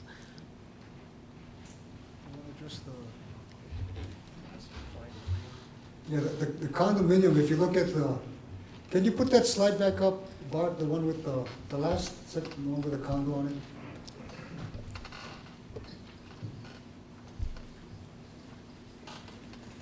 Yeah, I think your question about condos was about where the best place is that it? Yeah, what protects you? Actually, condos are pretty good because you're talking at least concrete. I've not seen wooden high-rise condos, but if you're talking like the normal ones that I've seen, it's made of concrete, especially concrete sides with load-bearing structures. The whole front wall is glass. Okay, that's what you'd have to do again is get away from the glass, get as far back away as you can from the glass, because the whole thing about the glass is a shattering upon the explosion or the impact that can hurt you. And then that, after the glass goes, it's going to be all exposed. So you got to get as back as far as you can. But the best thing is your condo has a basement. No basements.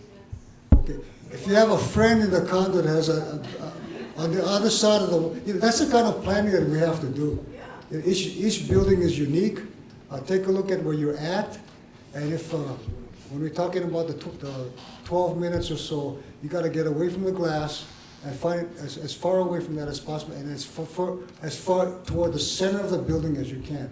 Put as much concrete as you can between you and the glass. Did that help? No.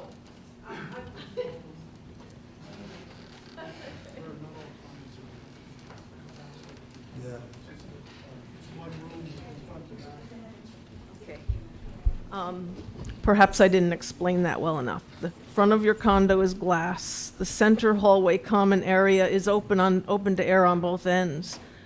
In other words, there's no way to seal anything. So how can do you just close your windows and hope for the best? I'm just speaking in terms of community education questions people have. Sure. How do I help myself if there's all this glass, even if it's impact resistant or tinted or something?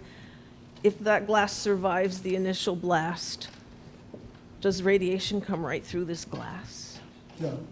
Again, radiation, it does not protect you from all of the fallout, but the best you can do in your situation, I would think, get into your hallways. The hallways are open to air. But that's all. I'm going into my cedar closet is where I'm going. Okay. That's where all my supplies are stored. But in terms of the rest of the community with louver windows and stuff, how do we give them confidence that they can protect themselves? Should they have something to cover the windows, anything like this? That would be, in the hurricane states, like Louisiana, Texas, you see all these guys with this pre-made plywood, and they have the pre-places where the screws already go in.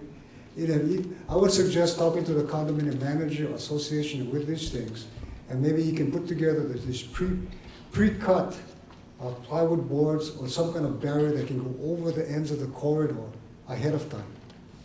And that would protect you from hurricanes also. Thank you, that's a really good idea. But Thanks. again, each one is unique. Yeah.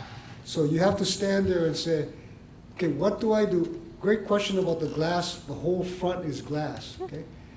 If that shatters, what do I do? I would think you go into your hallway, close your door, and you be protected as much as you can. And if we can come up with a pre-planned method of sealing the hallways as far as the ends, you know, by your trash chute and all that stuff, is that what we're talking about? That kind of stuff. It's open to gardens and fire exits, and wood is also a barrier? Is concrete the only barrier to Well, this? it's the best. It's the best. But wood is also a barrier? So, yes. Okay. Now, when I say barrier, okay, this is what you have. This is the best. You know, like General Logan said, you know, it's a lead suit. You want to have a lead. We don't have that practicality. So you have to see where you are, come up with your own individual plan, your unique plan, and the best that you can do, and have that ahead of time. But in the condo, you gotta, you know, bring in the association, bring in the manager, tell them your concerns, and get together and come up with this plan. Well, no, this is where innovation comes from, Right. these kind of discussions, so thank you. Well, I hope it helps. What was your second question? Ham radio operators, how will that network function in communication around the island? Yeah, it was critical for Kauai, Iniki. I remember that. You know, one of the components that the counties have and exists up at our state counterparts is a group of very dedicated communications operators. A lot of them are just your neighborhood amateur radio ham operators. But when we have a large-scale natural or human-caused disaster, we activate our RACES component, which is RACES, and that is the Radio Amateur Civil Emergency Services Group. And what they do is they operate out of our emergency operations centers for a hurricane type event. They will gather at the open shelters and provide communications. So we have a network link that's, these folks test every week. We're also always looking for volunteers to join our RACES component to add into our net of available communications volunteers. Our RACES volunteers, many of them have been with us for over 30 years. They come pre-supplied, they bring their food supplies, they bring their generators, they bring their equipment, and they just go and do their work. So that is a communication system that you could add to your own components to your family communications plan. Amateur radio is really robust, and I was there on Kauai when the first radio systems were up, and it was all amateur, right out of Lihui and right out of the shelters. So it's good stuff. If you're an amateur radio operator, if you're interested in joining RACES or learning more about it, see me afterwards. Thank you.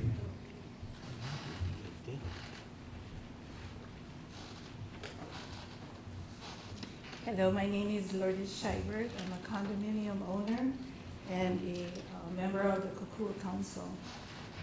I'm also a survivor of Hurricane Iniki, and I noticed I was the only one who raised her hands with emergency preparedness. And I'd like to thank all of you for educating the public on this necessary preparedness. Because I have for my family a 30-day supply of food, plus I have dry food that I bought at Costco in a little pill that'll last for 20 years. Hopefully I won't have to open it. But to answer the question from the lady before me, because I am already prepared for hurricane, I did research with my daughter on how do I prepare for a fallout. So my condo is, I have a glass window in the front, windows in my bedrooms.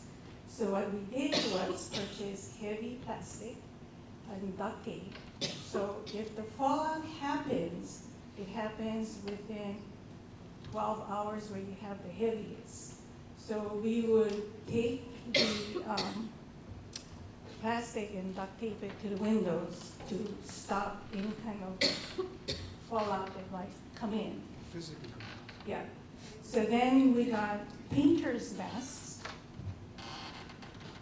and so that we wouldn't breathe in any excess fallout. So that was our way of preparing to help ourselves. And this is what I just really wanted to share with you. What happens before the day of a hurricane in a local family's house? that happened at Iniki. So my sister calls me and says, hey, you better wash your clothes and dry it, because Iniki is coming, and you're not gonna have a dryer and electricity to wash your clothes. Oh, and by the way, get your clothes prepared and shoes to clean up after Iniki. Okay, so Iniki happens. Next day, we're all out in the yard and we're dragging out our trash. Metal one stack, debris one stack, paper or whatever on another stack.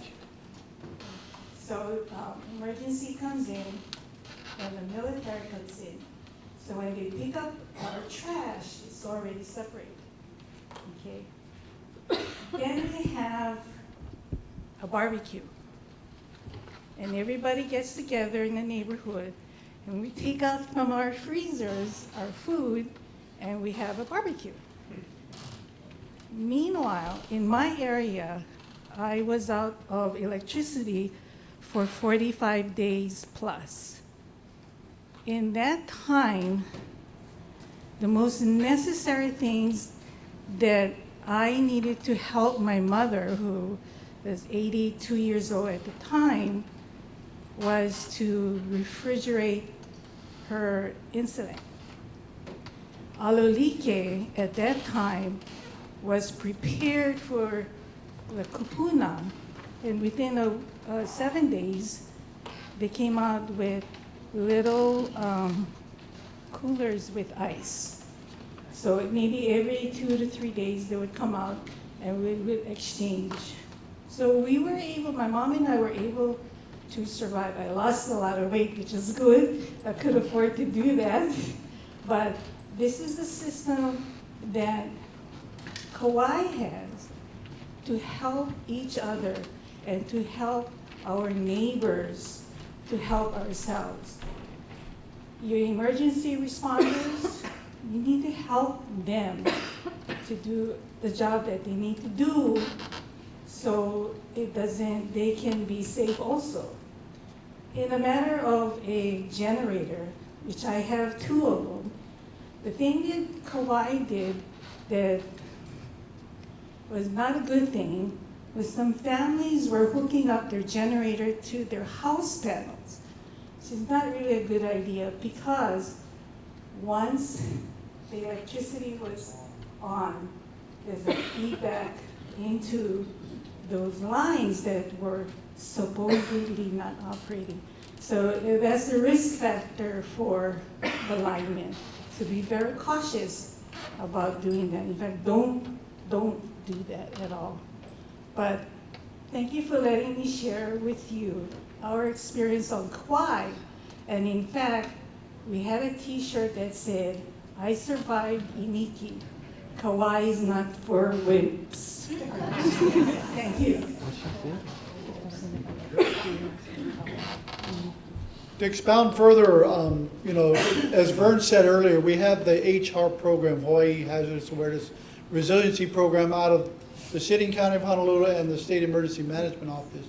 And that program, right now we have Waimanalo, I think Kailua, Lai, Kuhuku, Manoa just certified, Joint Base Pearl Harbor Hickam is certified. They're also working on Waianae Nanakuli side. Almost every town or area within Oahu is in some stages of the HR program. We brought it out to the neighbor islands. They're working the program now. And what that does is it finds somebody in the community to lead the community. And then the National Guard that lives in that community will come help that person and provide support and some other things to get the community together. Like say Waimanalo all got together and they met, they arranged all these meetings for evening time when people were home. They came, those that wanted to join and get involved, came in, they went through 10 modules. Modules teach you on basic types of disasters such as we had up here on the model, earthquake, tsunami, hurricanes, and so on and so forth. And then they asked the community members, what do you have in your community? And so what Waimanalo realized during their fact-finding and trying to put a plan together to help everybody is they realized Well, one guy owns a bus that he drives the kids to and from school, and he parks all the buses in Waimanalo. So the Waimanalo people were like, well, we'll just call the guard will come truck us out of the area when the tsunami's coming. And the bus driver's already there, he's already got his buses. He said, hey, wait a minute, I can take care of that, rather than us waiting for the National Guard to get to their armories, get in our trucks and come pick you up. And so that's a way for the community to take care of itself while we're focusing our energies on the critical infrastructure that needs to get back up so that we can get back to normal life. And so I thought, to us, this is a fantastic way to do it. We've even taken this to the Philippines and to Indonesia because we have a state partnership and the Guard goes down there and helps them. And they're very interested in this whole thing of HARP and how to expound this into theirs because they get disasters all the time. I mean, Philippines if there's not like a typhoon every week, if not a month, in and around the 7,000 islands that make up the Philippines.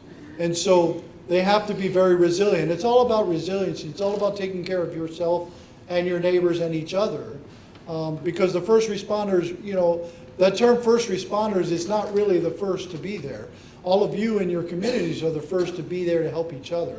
So that's really the first responder. And then we'll come in as necessary as we can get people to work, because we live in the communities too. So all your police, fire, EMS, and the Guard, we're all in the community, so we may be surviving too, and then having to take care of our families and then come into work. And so if we're all capable of taking care of each other for a few days while we all get back, consolidate and get ourselves where we need to be, it just helps the whole community and the whole state of Hawaii. So thank you for that rendition. I was a young captain working for Vern during Iniki, and I spent at least a month and a half out there helping the community get back together. So thank you.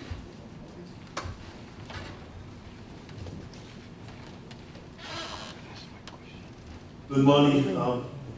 First of all, for ad hoc and finding this place, I think I went in and out about 2 times before I recognized this place. I took a chance and came in this gate. Anyway, I'm with the Waimanalo CERT community, so our leader stepped down, so I'm carrying this mantle, so I might have to get with you to get hooked up on this.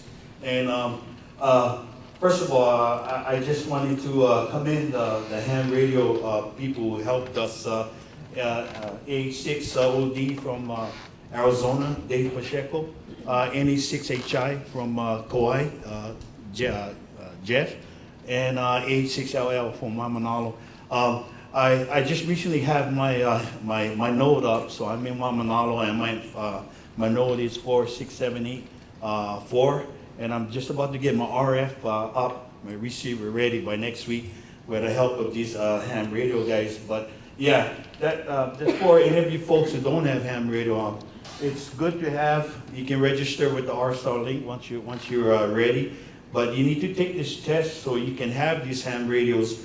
And it's very good because when all mobile goes out, you're going to have at least an extra kick in to help you. And I've learned to communicate with people around the world with this, and it's been a good tool to use.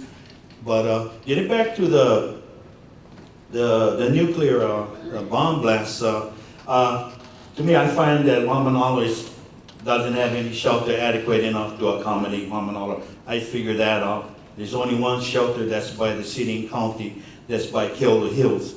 And you can't cram everybody in there, obviously. But I share with a lot of people that you gotta learn how to adapt. You gotta adapt, and you gotta try your best, because these bombs they make, they're not like Hiroshima anymore. You're talking megatons and kilotons, and they're 100 times worse than the bombs that were dropped on Hiroshima and Nagasaki. But I share with some of the people that you need to, like storm drainage. We have storm drains that's above in our era. And they said you can use that as part of it because it's precast iron and concrete. So it adds a little bit of protection than a wooden house. Of course, you have to make some adjustment, like plugging up those that gaps on the drainage. But I've always tried to look for other ways to make adjustments, because survivability is the highest when it comes to this. But for me and my family, I told my family, well, if this ever happens, ground zero is where we're headed for, and we're gonna have our last meal over there. But for others, you know, survival, you have to make adjustments and try your best, you know. But for me, my question was the schools that we have in Wamanalo, because we have a river that separates two schools in an event of a disaster, whether it's a hurricane or earthquake or tidal wave. These schools, I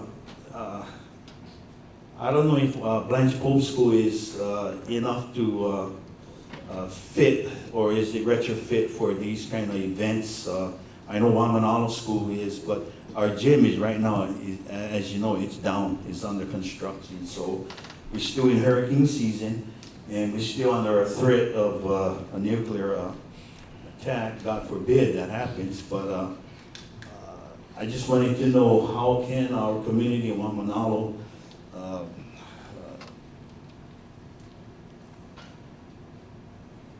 make use of this, or is it available should we go into these case or these scenarios that may happen?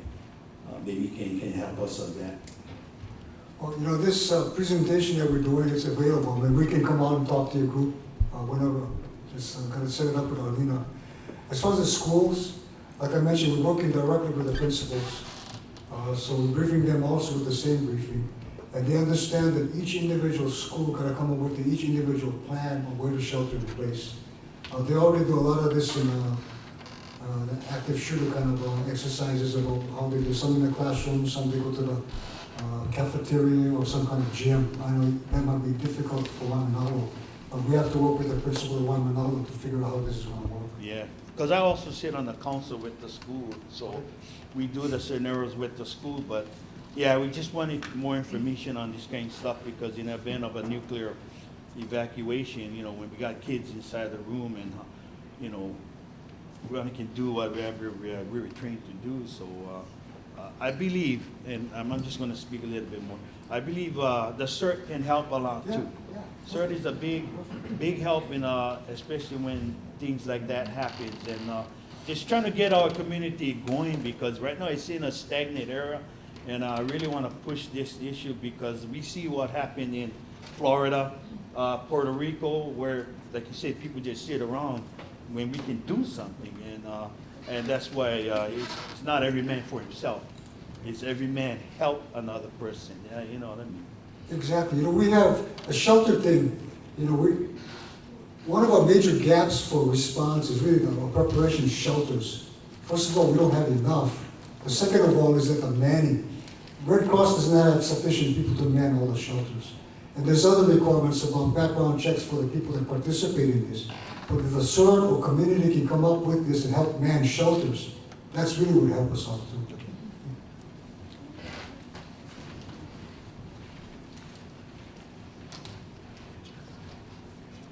Good morning. Good morning. Danny Tang on HI-EMA Prepared.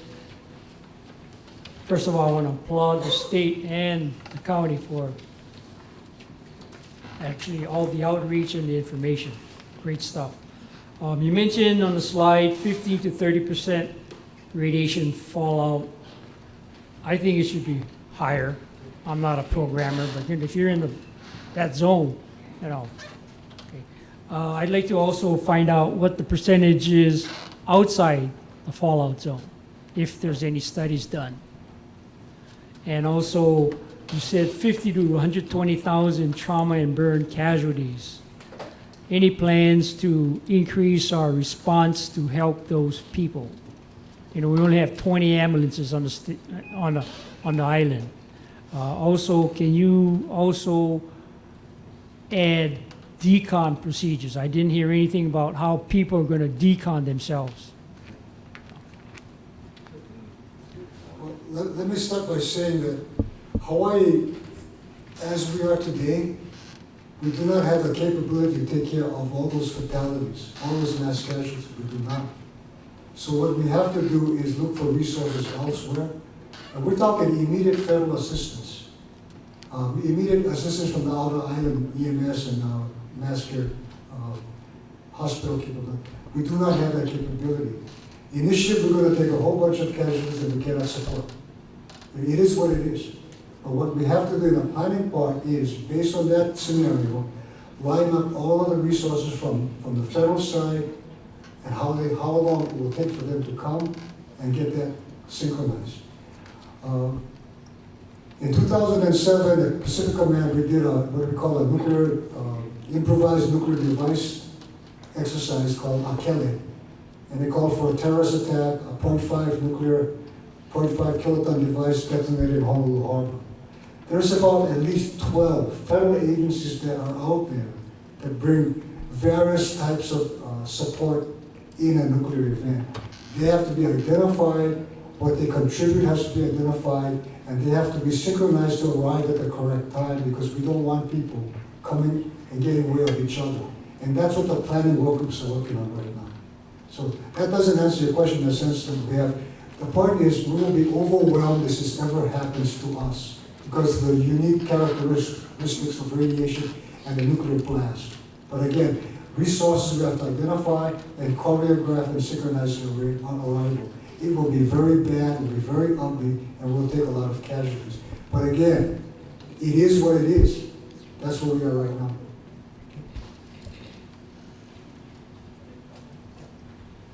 Let me just verify real quick.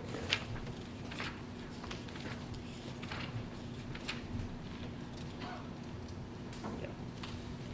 So to answer your question about some of the numbers that were given for casualties, so I worked with DTRA. I was kind of the go-between with gathering some of the model information and then relaying it to some of our planning considerations. So the numbers given are the acute, the immediate effects. That's what we can plan best for, because we know they detonate this size device, it affects this area, and then we can correlate that with census counts for how many people are in those areas. So that's just for the immediate effects. You brought up an issue of the fallout and what that's going to do. You feel that it's going to be higher. That is very variable based on the weather conditions and basically where any of that fallout material can go, and if there's fallout.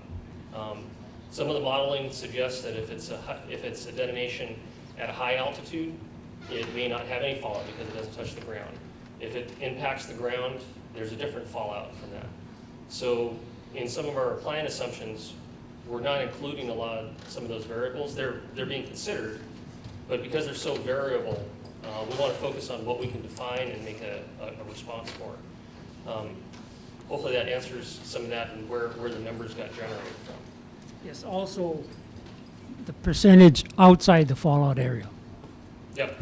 So the percentage outside that fallout area is not really, there shouldn't really be a percentage outside the fallout area. So the way to go in a little bit about the way the nuclear detonation works is you basically have a sphere area that's affected by these thermal, the radiation, the overpressure effects, right? Those are your immediate effects. Then if there is fallout material that blows downwind, kind of like dust, and this will bridge to the decontamination part you talked about, but that dust, if we inhale it, if it gets on our skin, it'll give us a radiation dose. So if you're not in that immediate area, if you're not in that fallout zone area, you're not going to get any radiation.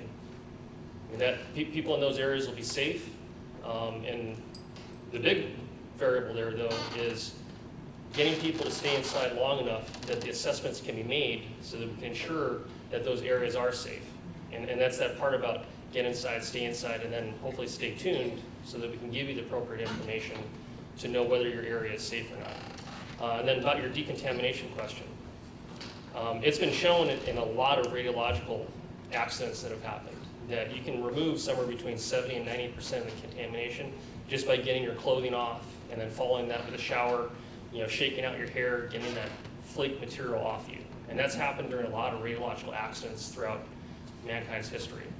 So that'd be their primary decontamination method, is if you get that snowflake on you, brushing it off just like dust. If you have to, get that clothes off, change your clothes, rinse off real quickly, and then get away from wherever that material keeps on falling. And that's really the baseline for radiological decontamination. I suggest you add that to the slide.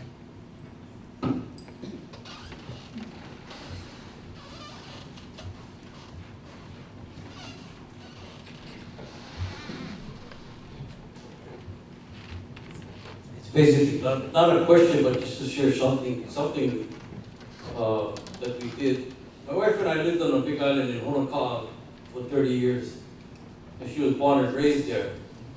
And if you know, you travel on Hamako coast from Hilo to Honoka'a, it's 53 miles, and it's only 2 lanes, 1 lane going in and 1 lane going over there. So, and then to go to Kona was 70 miles. So whenever we went to Hilo or to Kona, my wife would always pack extra blankets in the car, extra water, extra candy bars, flashlight with batteries. And this was called, she would always call this your personal emergency kit. There were people in the community that were trying to get people to carry a knapsack with 1-day emergency supplies wherever they traveled, put it in the trunk of your car and everything else like that. And when I was employed at one of the hotels, we used to have people come from Hawaiian Ocean View Estate, which is 4.5 hours away, to work at the hotels, and they would travel 6 hours on a bus. And they would always tell them, pack 1-day emergency supply kits when you travel on a bus. Because as you know, if you get into an accident, there's an accident in one of those turns, or there's a landslide by Honolulu someplace, you're stuck for hours and hours and hours. So it's just a situation where if you live and you're going to be away for more than 8, 10, 12 hours from your family, if you can pack an emergency, 1-day emergency kit just for your individual needs, you know, and put it in the trunk of your car and everything else like that. The second thought I would like to share is that several people in the community were trying to get Honoka'a School to have the kids bring a 1-day emergency kit with them to school and keep it there. To keep it there. In case, because you know, Honoka'a School, people come from Waimea to go to Honoka'a. And so that's the thing that we were trying to get in the community at one time. A lot of people just didn't want to because they said it was too much problem to have the child come with the emergency kit for 1 day and pack all these things. Because sometimes the school bus gets stuck, you know, and everything else like that. So it's just a thought of packing a individual emergency kit whenever you travel. Oh, even over here. You know, say for instance, you get stuck on a freeway for 4 or 5 hours. You have nothing to do, you can go in your trunk and pick something up. Thank you. Well, thank you for that comment, that's really helpful. I still remember the Pennsylvania Turnpike in the winter. If your car gets stuck on the turnpike, you're really stuck. I mean, it's, you're not sure about rescue. Some of the emergency fares, I know there was one lady that has, she tapes 2 half-gallon milk containers together. She puts one bottle of water, she puts some crackers, chips, and stuff like that. She tapes it all up, and she calls it the go bag for her kids.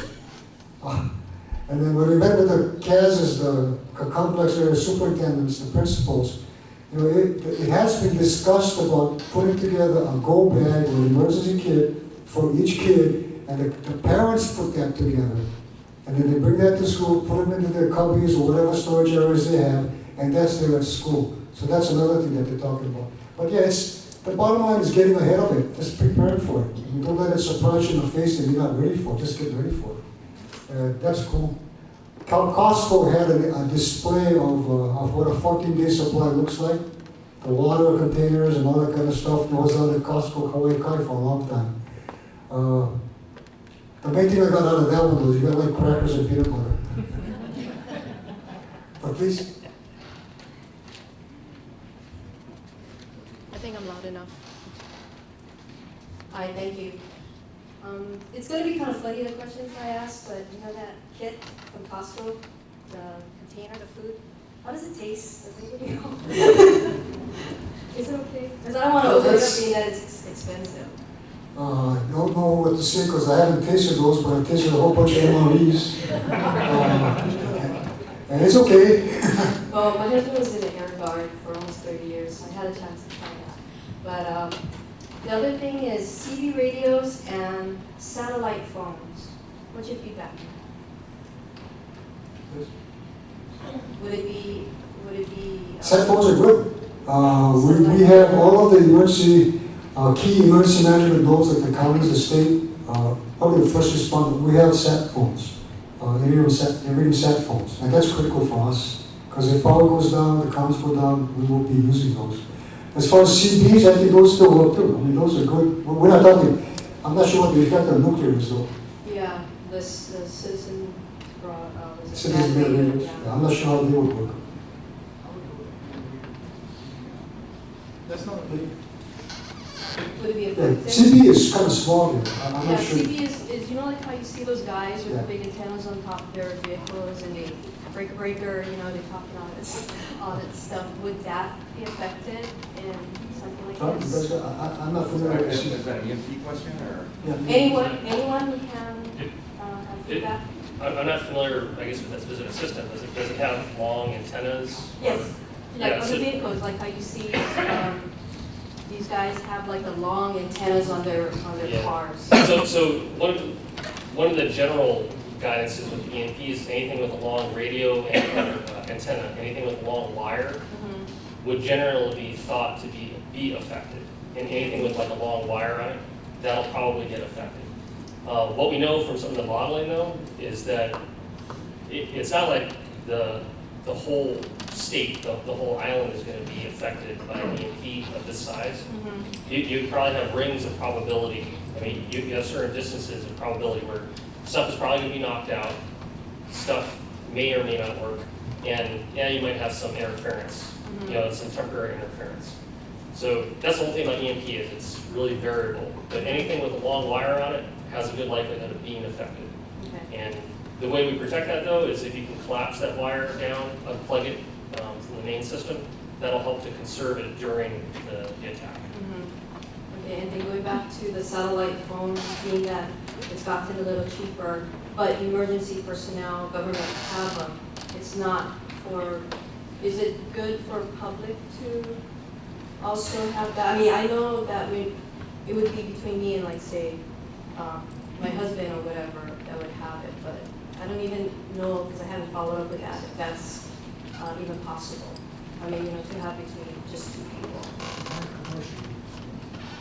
It is? You just have to pay, it's just like so. So I guess to comment on that, like on our team, we have a sat phone system. And if we need to, like I've been out in the Pacific Islands and I can call back to our work office phones here. So I mean, you can call someone in the mainland if you want to pay the fee for it. Yeah, well, Yeah. that's the thing, I mean. So you can call, they just have to know what specialized number to call you at. Another one that we've done with some of our planning is to designate a point of contact outside of the island system. You know, a lot of us have friends and family who live on the mainland, and then we've set up in some of our planning guidance, call that person. You know, your family, designate that person on the mainland, and that acts as the hub, because communications may be sporadic or, you know, not well connected everywhere, but we can contact a person on the mainland and then they're acting as the hub, maybe between islands or between different areas on the island, something like that. Okay, something to consider. And then the last thing I found for water conservation, if people are concerned, is spray bottle. So like the big spray bottle. Yes. You know, instead of like dumping water out and stuff. Yeah. All right, thank you.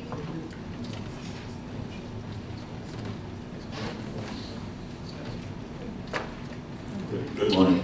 My name is Walter Davis. I'd just like to share some information that I've got off the internet. It was at a website, jw.org, and they put out a magazine called When Disaster Strikes, Steps That Can Save Lives. It's number 5 of 2017. And a question that I have for you guys is, where can you find those pills, those radiation pills? That's my question. Okay. So that has a time and a place. What I believe what you're talking about is the iodine pills. Is it those? I'm not sure. Potassium I've seen iodine in the pills? movies, you can take these pills and they help you delay the radiation effects. Yeah, so in general, a lot of those types of pills and things you can take orally, they're made for reactor accidents, where you have different isotopes coming out, different radioactive material coming out. And the way it enters your body and accumulates the body, there's a way to either prevent it from accumulating in there or to help get it out of your body more quickly. With a nuclear detonation, we're talking about pretty different isotopes, products that are left over that we may be affected by. And the chemistry works entirely differently. So whenever you see this stuff going up for sale, it's like, oh, we're going to have a nuclear attack. They're telling you buy these pills, buy these pills. I'll say this as Sean Cripps. Don't fall into that trap. I've thought about it too. It's like, man, that's a great way to make some money. But don't fall in that trap, because it's for a totally different type of accident. It is not for nuclear detonation response. Is there anything for the nuclear detonation? Time distance shielding, get inside, stay tuned. No pills. Guaranteed, no. I wouldn't recommend it. Thank you. Don't recommend it. I'd like to ask everybody, we have a survey sheet, please fill that out because it gives us good input about how we present the material and whether or not this is helpful. The gentleman from Guam, I think you mentioned some stuff that you learned. Can you put some of that data down on the survey sheet? Your recommendations, we would appreciate that. And is the lady from Kauai still here? You know, you talked about barbecue. I want to share with you that when my soldiers went to Kauai, we told them, don't give your MREs to the people. The MREs are for you because we don't want you to consume what the public has there. End of the day, they called me back and said, sir, we're giving our MREs out to the public. And I said, what? I told you guys not to do that. And they came back and said, but they're feeding us. And you guys barbecue feeding my soldiers, so thank you. Just a comment on your comment on the radioisotopes depending on source. But what about all of this the threat of dirty bombs and having that discussion play out? So, do you want to go to dirty bombs? Okay, dirty bombs. So dirty bombs. When a dirty bomb goes off, I'm sure you probably researched this already, that you're spraying radiological material around, and some of that can be aerosolized. We can inhale it, ingest it, and that's how we get into our body. Depending on what that isotope is, and when I say isotope, that type of metal, it's going to go into a different part of your body. Like there's cesium-137, which kind of goes into your bones for the most part. Strontium kind of does the same thing.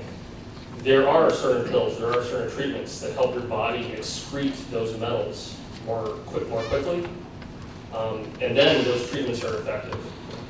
The potassium iodide pill that people seem to hear a lot about, that, if you recall from Fukushima accident, that got pushed around a lot because there was some iodine isotopes produced from that accident. And in that case, that was a reactor type accident. So in that case, there may have been some cause to take those iodine pills. We fill up our thyroid with iodine. You know, that's where we get some of our energy from the way our thyroid uses iodine. We fill up the thyroid with iodine, and that prevents the radioactive iodine from being absorbed by our body. So that's where that kind of fits in. Some of the other pills, some of the other medical treatments that are out there, they're just made to help our body excrete the radioisotopes more quickly. So for an RED, there could be application for that, but by and large, probably no one's going to be using something that's in the gas form. So the potassium iodide is kind of out. The other isotopes that are used, hospitals have those types of treatments that are available, and they're toxic too. You don't want to just be taking stuff. It's like any other supplement. You don't want to be taking stuff that that you don't have monitored by a doctor, basically. So that would be my advice on the RED response. Anything for gamma? For gamma, the way that gamma affects your body is it's gonna, if you have a high dose, like during the nuclear detonation, you have a very high dose at one time, it's gonna basically make a lot of peroxide in your body. So there's really no way that you can prevent that. The only way that you can treat the gamma dose is with supportive care afterwards, which is allowing your body time to heal. So there's a period after a person gets a gamma radiation dose that they're going to be going through certain procedures at the hospital to try and boost or sustain their immune system. and then fight off infection, allow the body time to recover. That's pretty much all you can do once you get a dose of gamma radiation.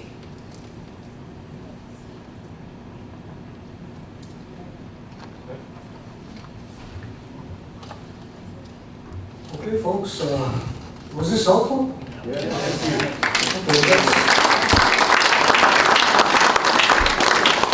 Okay, like I said, keep track of what's going on in North Korea. President Trump is going to be there shortly. I have no idea what Kim Jong-un is going to do to demonstrate something. So. Yeah, stay tuned.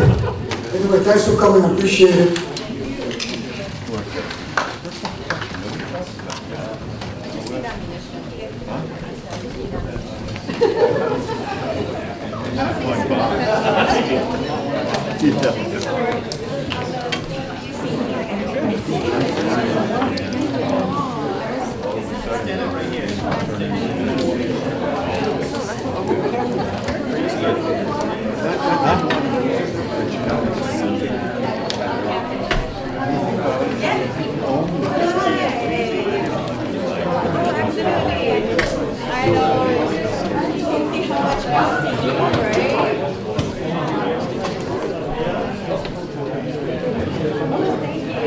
Did you need to talk to Chuck or anything like that?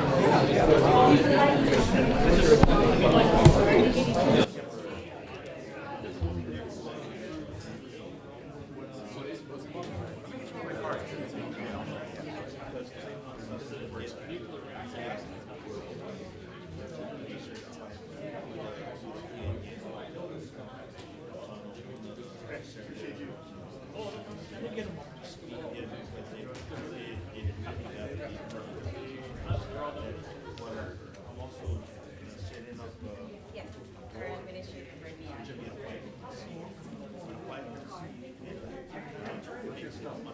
The nice thing now is, way back in the day, you could buy portable radios, they run your now you can get a really good portable pad for about $130. This radio,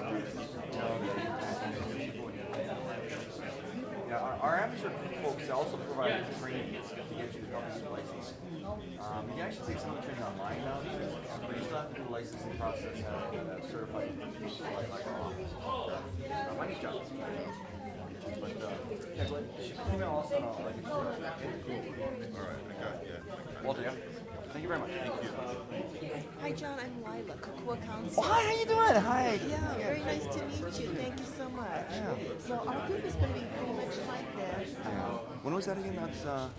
That's The Monday after Thanksgiving. Okay, right. That's what you Yeah, remember. yeah. And we're going to have 3 speakers. So you're one of the 3. Right. So there's not much time. There's like 20 minutes per speaker, and then question and answers, and then more informed like this. You know, the group is going to be a little more sophisticated. Yeah, Toby's I gonna be think. here for this one, right? Right. Okay. Yeah. And then Nelson McCoy from the Honolulu Fire Department. Okay.